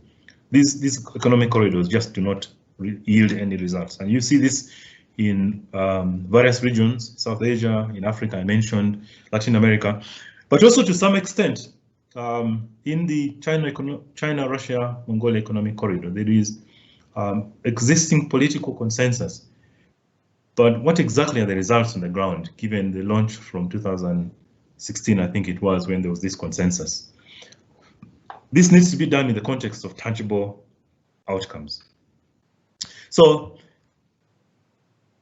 the first obstacle that I would like to highlight has to do with this coordination. In China, quite a number of cities originate freight that is destined for mostly Europe, but also to some extent some of the countries in between. And much of this is very, very fragmented. Over 60 cities are involved in originating block trains and freight from China. And this suits China because of the approach that is taken on developing regional economies based on the decentralized structures. But then the challenge for countries like Mongolia then is who do you actually engage with? Seeing that at the national level, there is this consensus, but actually the freight is originated by a number of decentralized centers, decentralized provinces that have these partnerships with different entities in Europe and the operations with different companies. How does a country like Mongolia engage with these entities? Also, the challenge of different technical systems has been highlighted, different rail gauges across the different regions. But as I highlighted earlier, is if you want to improve the freight between China and Mongolia and Russia, how you finance the railway line is important, but the approach that you take is even more critical. It is unlikely that either of the three countries or any multilateral institution will finance $7 to $11 billion of a railway line. That is unlikely to happen for different reasons. The existing line actually functions. It has a number of technical challenges in terms of speed restrictions, areas with speed restrictions, but it has the potential, given the current freight, to actually function much better than it currently is. And this is because with small interventions on the infrastructure, but more critically on the operations and the control systems, it is possible for that line to yield sufficient freight to sufficient volumes to support the current infrastructure, and then eventually upgrade it based on how the freight in the region develops. Excuse me, I just have a slight interruption.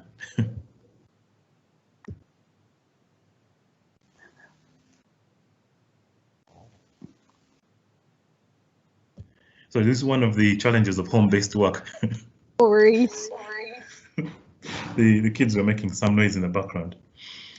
So the different technical systems are indeed a challenge, but existing infrastructure and systems can be exploited to carry existing traffic and then gradually move towards a fully fledged improvement in the infrastructure.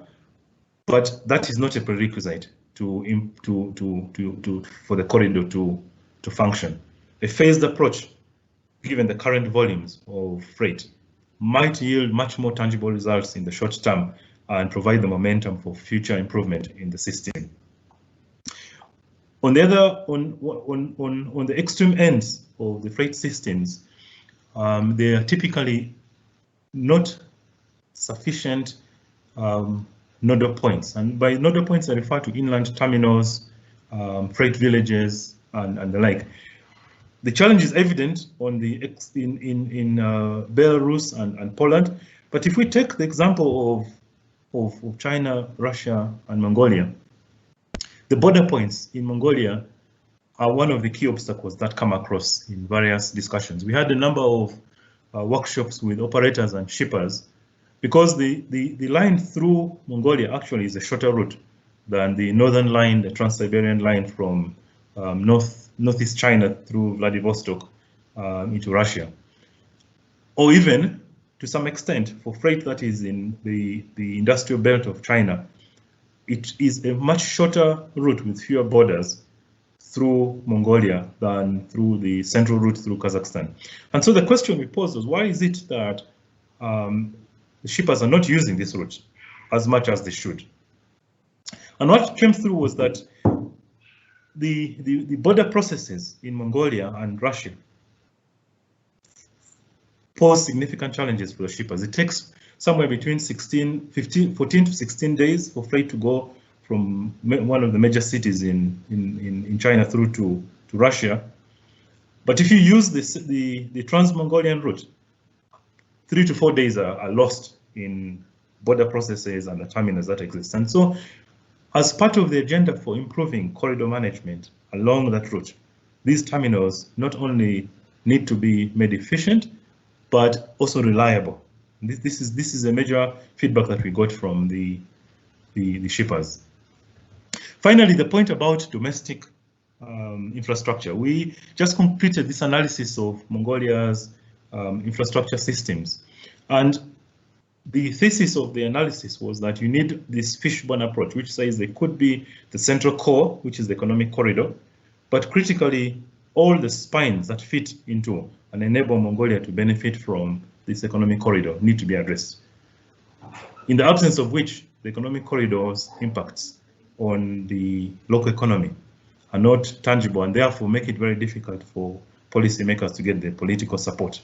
So what we did was rather than top-down, was a bottom-up analysis of different freight types, volumes, origins, destinations, and projections.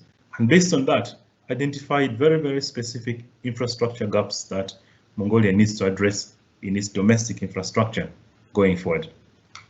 A similar approach is being followed in China, but China is at a different level from Mongolia in terms of the economy, but also the population and the other inputs that I mentioned. So in conclusion, what are the big opportunities that we see in terms of how corridors can be made much more sustainable? Sorry.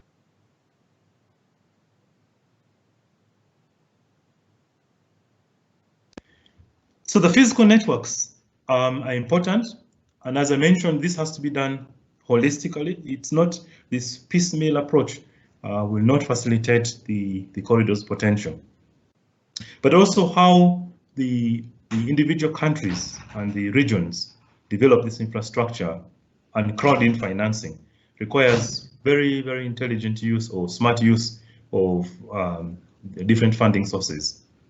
It has to be integrated. It cannot be just a piecemeal, let's develop this line and that line and do this intervention on the border or on this particular section. That does not work. And this is based on experience from analysis of various corridors around the world. The second big opportunity, and I think it was mentioned by the second speaker, has to do with how the digitization is enabling logistics to work differently. The old lenses through which economic corridors were viewed, in which IT infrastructure was merely a conduit, are not sufficient. The economic corridors of the future will require a much broader approach to digital networks and how they're configured. And then the third opportunity is in the whole drive for green networks. I think the economic corridors of the future have the potential to have an impact not only on the economic side of things, but also to make them much more green and sustainable for the future. And finally, there is a drive from different investors, long-term investors, who would not traditionally finance this kind of economic corridors, but who are now looking to align their profit motives with their sustainable credentials. And so many long-term institutional investors are now much more willing to look at opportunities that exist in countries that are not necessarily traditional sources of where financing could go into. But this requires a robust approach to how the projects that form part of these economic corridors are packaged and developed. These four big opportunities, if embedded in the way that corridors are developed, will have a huge impact in the way that corridors of the future, economic corridors of the future, function and are developed. And we see this going forward for countries that have not yet fully developed the infrastructure or economic corridors. These 4 opportunities, if embedded in the way that the corridors are developed or in any discussions relating to the corridors, will have a very big catalytic impact.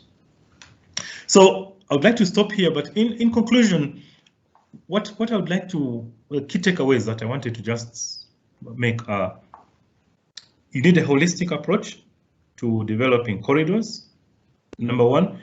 Number 2, it has to be not just a corridor in terms of how discussions happen at the political level, but there has to be a specific, tangible outcome that anchors the corridor development. It's not enough to just develop the infrastructure and systems and hope that things will happen. So let me stop here, and I'm happy to answer any questions or provide any further clarifications. Thank you, Bernard, for that. And thank you for ending it with such a forward-looking orientation in terms of the big opportunities that we could explore in terms of economic corridor management. And with that, right on time at 4 p.m., we're having a 10-minute break just for us to stretch. And after that, we will have the interactive session where we will be asking questions to our presenters. So we'll resume our session at 4:10 after 10 minutes, 4:10 UB time. See you.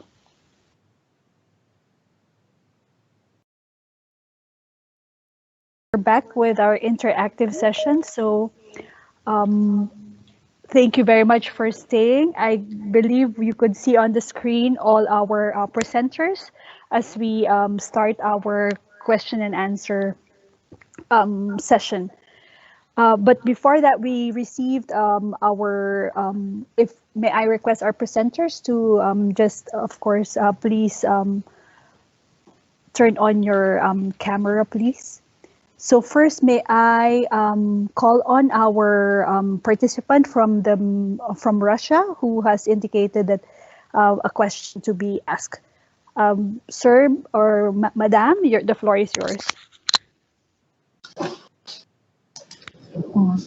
Dear colleagues, good morning, good afternoon, good evening for everyone. I'm a representative from the Ministry of Transport of the Russian Federation. First of all, I would like to thank to Mr. Bernard Aritua for his presentation. As he mentioned, during his presentation, he mentioned about insufficient standardization of shipping document. So, as you may know, all countries, Russia, China, Poland, Belarus, are the members of OECD. Therefore, we would like to clarify what does he mean mentioned about insufficient standardization of documents. Thank you.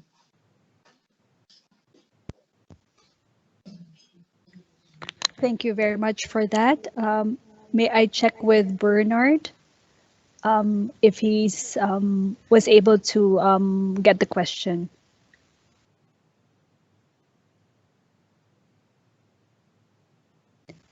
Okay. So the question, okay, yes. Thank you. The question was about standardization of what?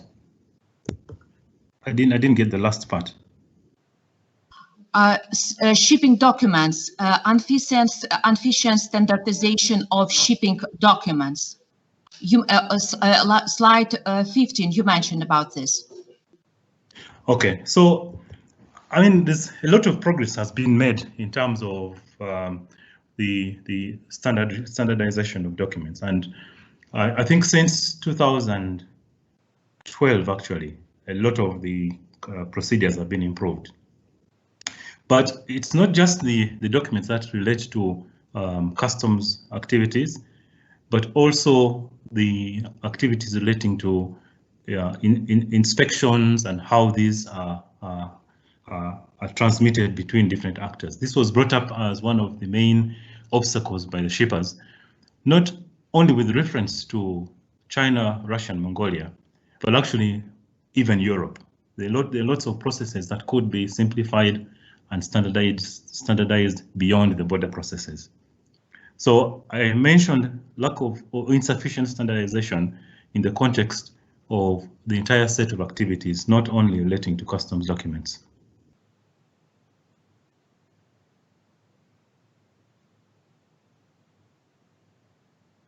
Thank you, Bernard. Oh, yes. Thank you. Okay, thank you very much for that clarification. And now, of interest perhaps to our participants would be bringing in the storyline about the recent COVID-19 pandemic. We know that the impacts and effects of the pandemic has been very broad, and given the mobility constraints and even border closures, cross-border activities have been especially affected. So in this context, for our presenters, especially perhaps in the context of CAREC from ADB, or transit issues in the context of the work of UNOHR LLS, what are your thoughts on the effects of current institutional mechanisms supporting corridors where cross-border activities are its defining characteristics? Were there any prompt responses from the institutions in terms of responding in light of the effects of the pandemic? Were there anything that you would like to share, or developments in terms of institutional arrangements in response to the recent pandemic? Perhaps Thea could first, and then followed by Gladys. Yes, thanks very much, Fee, for that. I just want to share that you've seen the institutional arrangements that we have in the CAREC program, and I would like to mention about the Regional Trade Group, the Customs Cooperation Committee, and other even the transport committees under the CAREC program. And under the trade program, we actually, in the Customs Cooperation Committee, we actually had a survey of the CAREC countries' responses to the pandemic, and this survey actually looks into how what are the instruments or legislations or regulations that CAREC countries have implemented to facilitate cross-border movement of goods, or even to stop it. So in general, we find very good efforts of CAREC countries to actually facilitate trade. So that's a welcoming initiative from them. At the same time, this is especially for emergency supplies, medical equipment, and so forth. And there's always this importance of maintaining continuity in terms of the supply chain. A case in point is between Mongolia and PRC, where over a period of time, even with the lockdown, they had an international agreement and cooperation and dialogue, and eventually they allowed the movement of goods in terms of transport, even if the borders are closed, but trucks go in and out still. So this is to still promote continuity of supply chain. And in terms of institution, as you've mentioned, we find that this institution, even if we are not able to meet physically, we organize virtual meetings. We are more engaged with them in terms of responding via emails and official letters, or also dialogues such as this. So the COVID, well, on the other side, the COVID-19 actually even brought together most of the CAREC countries, and they participate more because you don't have to travel. So those are kind of the advantages. I mean, not advantages, but those are the things that happen on the other side. So we still find that in response to the pandemic, there's a positive learning experience coming up from this. Thank you. Thank you, Thea, for that. Gladys, you may wish to weigh in, especially in the context of transit issues. In the context of transit issues, most of the corridors in Africa, they've actually come up with additional guidelines which relate to transit corridors, and some of them have actually been able to, the secretariats have been able to develop those guidelines together with the countries. And I know one corridor, it was even approved by their Supreme, or the Council of Ministers. So, and they've now been able to put them into action. I also know that the African Union and other regional economic organizations, like communities like the Southern Africa Development Community, COMESA, they've also now developed guidelines on COVID for cross-border operations, and they are working with their member states on how to improve flow of goods, but at the same time upholding safety and protection of the health of both the personnel and the people who are crossing. Thank you.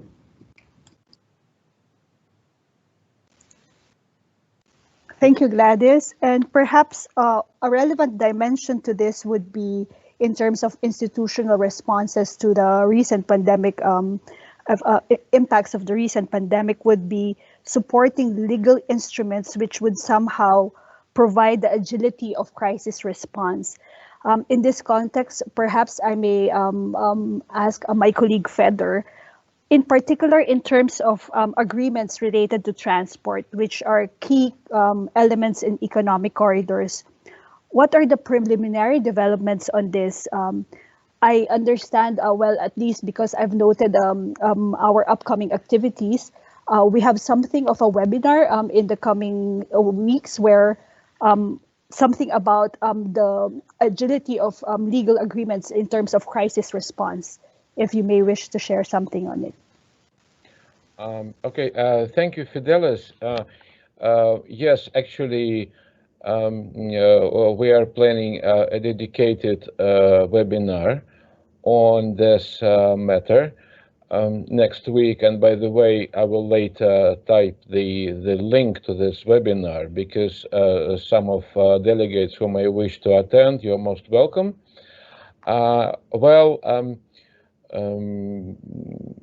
What can I say? What we discovered through the practicalities of transport work during that current pandemic outbreak is that quite often the agreements which form the legal framework for whatever road transport and rail transport, they typically do not address such critical situations.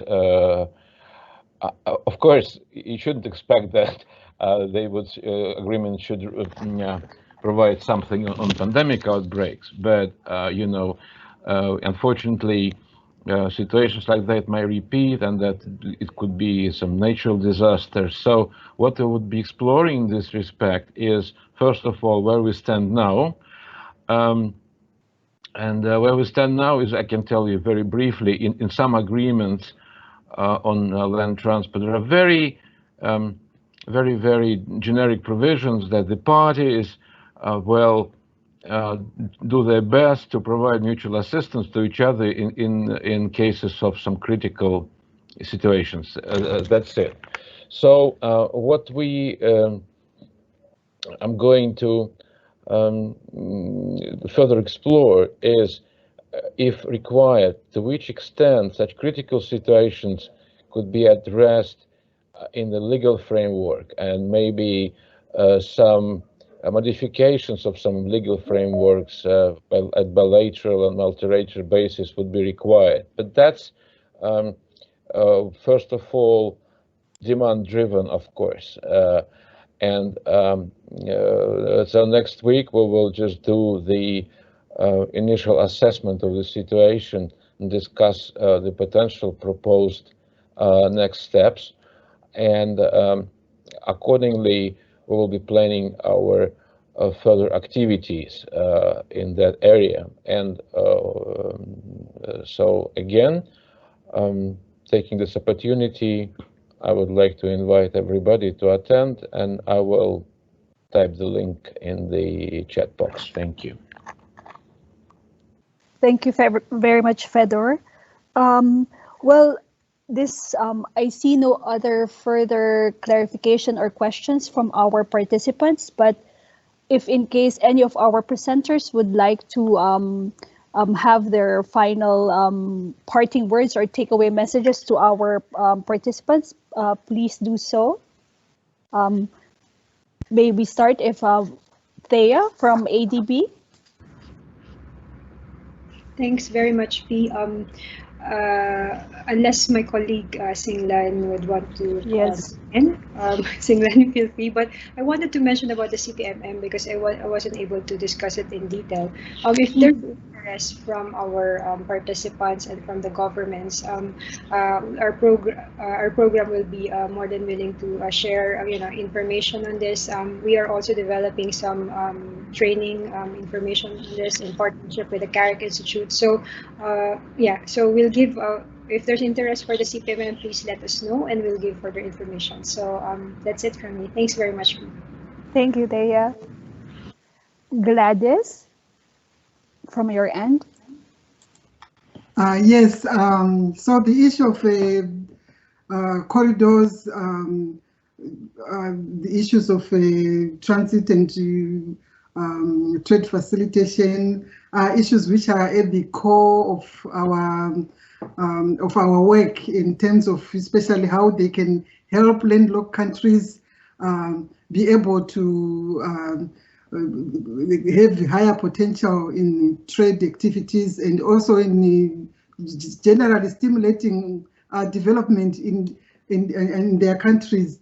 Most of them tend to be sparsely populated countries. I mean, the case of where we are talking about in Mongolia, where some infrastructure are a challenge to develop, but this is an area where we are really interested in finding ways on how we can address those issues and really have the landlocked countries achieve greater sustainable development. In terms of what we are working on, we are also working on supporting the countries at a global level. We have got a project which we are working on also related to training, and we will be working closely with our ESCAP colleagues and also our partners in both the Asia region and the Africa region, reaching out to people to government representatives in ministries of policy, transport policy planning, on how we can really look at these issues to make sure that the LLDCs and the transit countries can work and cooperate better for the better of both countries, the win-win situation. So I thank you. I will share with you details as we prepare on the way. Thank you. Thank you, Gladys, and extra thanks for staying so late to join us in this activity. Bernard, over to you. First of all, let me thank ESCAP for organizing this training, which touches on a very, very relevant matter. And this is the question about COVID-19 and its impact is actually part of a broader question. And long before the pandemic, there were already shifts in global value chains, which were exacerbated by the trade tensions that we are all very well aware of. And I think COVID-19 now brings into sharp focus an opportunity to address some of the challenges which perhaps for a long time were not easily tackled by countries. And I think when you talk about what COVID-19 impact will have on institutions, I think it's an opportunity to address a number of institutional challenges that for some time have not been it's sticky issues that it's better not to address. And I think this gives an opportunity now for countries to address this. And we see a lot of willingness and openness to tackle these difficult subjects. The second point I wanted to make is that for some time the World Bank was not involved much on the infrastructure sector in Mongolia, but our new country partnership framework that is under preparation puts infrastructure and trade facilitation at the core for Mongolia. And so the World Bank will be engaging much more, not only on the analytical side, but also the investment side. And the investment side will tackle some of the infrastructure bottlenecks and also finance some of the activities that are related to improving trade facilitation. And because of the nature of the challenge, the World Bank is open to working with all organizations. And because we do not have the preserve of knowledge, I think there's more that can be achieved with various actors. And I think this forum fits in line with that agenda for improving connectivity and competitiveness in Mongolia. So we look forward to similar opportunities to engage, but also involvement in specific interventions. Thanks. Thank you, Bernard. Feder, just a quick check if you have additional messages for our participants.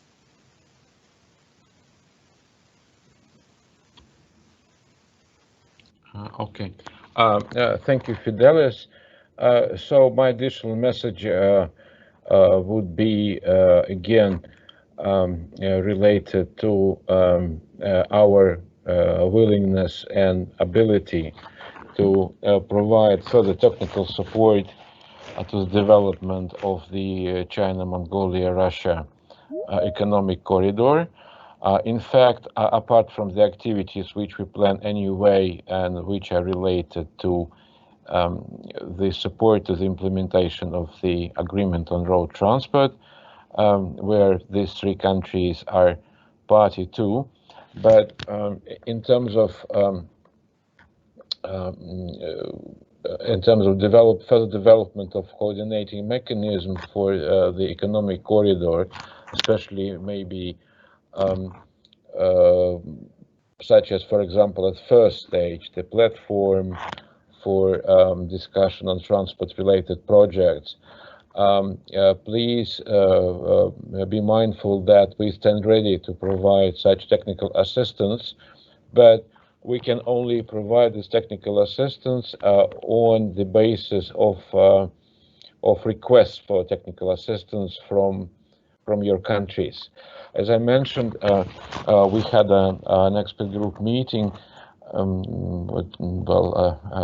the mid of 2019, and actually we were offering our assistance. And for some other corridors, we received such requests, and we are facilitating some exchange of opinions for example, International South Transport Corridor. So we can actually do the same for China-Mongolia-Russia economic corridor, of course, in respect of transport. So please, if you have interest, please send us our requests, and we will be happy to help you. Thank you very much. Thank you, Feder, and thank you all for your active engagement. Before we go to the concluding session of our workshop, just a few reminders. All the materials in our sessions for all the training workshops since October are available on the resource page. We have posted the link on the chat box, but you could also search the page on our website. Likewise, in the invites that we were sending out. Also, we will be sending out our evaluation form after this activity, and we hope we welcome your feedback. Now we come to the conclusion of our workshop, and may I now give the floor to Mr. Gambold Baasanjaf, Head of the ESCAP East and Northeast Asia Office, for the concluding remarks.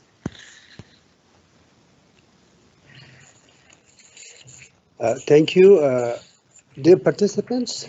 Good afternoon, and we've come to the conclusion of our third training workshop, which is in turn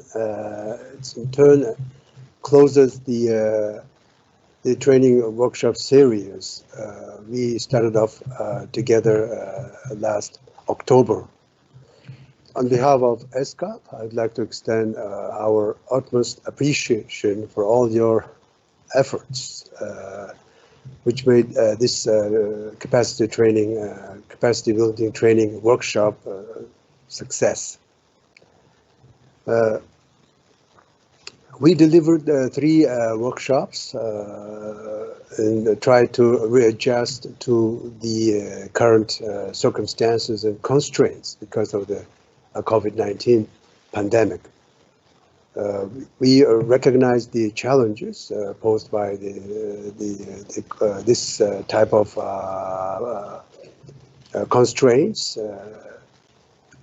and try to we had to find some innovative and new approach to carry out our activity, capacity building activity, with a hybrid modality, with online and as well as the physical engagement. So with all your efforts and your commitment and dedication, so this capacity building activity we successfully able to successfully carry out.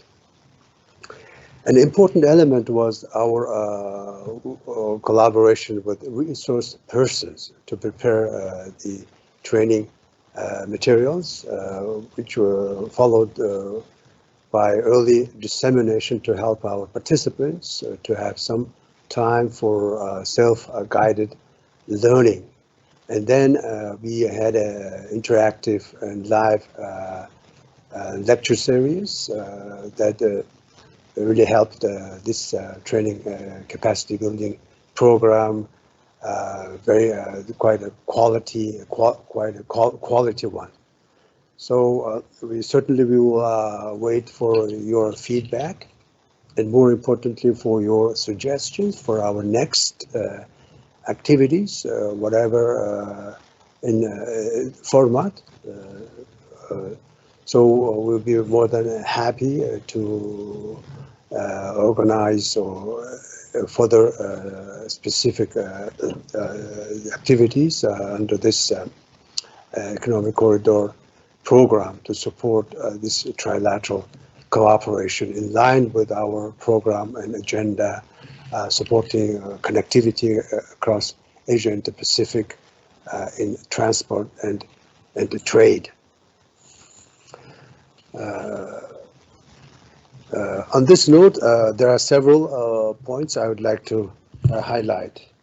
First, in the context of still unfolding impact and effects from the COVID-19 pandemic, we have to utilize all mechanisms and approaches that could serve as effective pathways for resilient socioeconomic recovery in line with sustainable development. To this end, the China-Mongolia-Russia Economic Corridor Program presents us with a platform to operationalize and implement initiatives that could facilitate building back better. With 32 agreed projects under the corridor program across several cooperation areas, there is a vast potential for the economic corridor to be a vehicle of economic development that is sustainable, resilient, and whose benefits are mutually shared by all. From our end, the projects map well with ESCAP's initiatives on connectivity.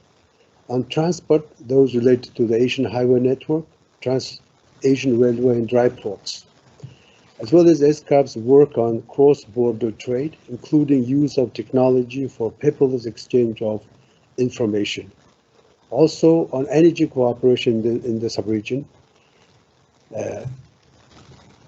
And indeed, there are many avenues for us to pursue the future collaborations on this end. Second, we also realize, however, that the corridor program, with all its 32 projects, is a huge undertaking. In this regard, a key factor would be in the institutional support that would oversee the program's implementation. Institutions do matter. Institutional capacity was highlighted in yesterday's discussions on cross-border infrastructure financing and is a center in our discussions this afternoon. Sectors with critical linkages should have proper institutional support. For instance, the recent COVID-19 pandemic has demonstrated the critical linkages between trade and transport sectors. Cross-sectoral and cross-border institutional coordination is key. As such, the agreement to establish trilateral investment projection center is a good starting point. Establishing these supporting institutional mechanisms are complex and but not automatic. It needs time and dedicated resources. However, we recognize that this should also not to be a source of bottleneck in commencing the priority projects under the program. To this end, the interim institutional arrangements currently in place hold the wheel in steering the implementation of the corridor program. And the support to the government bodies involved in the implementation of this interim phase is key. When commencing projects occur in parallel with the transitioning of institutional mechanisms. So this brings me to my last point on our role as multilateral institution. ESCAP recognizes the importance of this trilateral partnership. We equally recognize that the tasks at hand are huge and made more challenging at present as well as we all grapple with the impacts of the COVID-19 pandemic. Rather than be derailed more than ever, we reaffirm our commitment in partnerships with our member states, working towards mutually beneficial solutions and addressing common challenges to bring about shared prosperity in line with sustainable development in our sub-region. On this high note, I would like to conclude our workshop, and we foresee workshops, these three series of workshops as a springboard for further action and initiatives. We will keep in touch with you and continue our engagement and collaboration going forward. Thank you very much.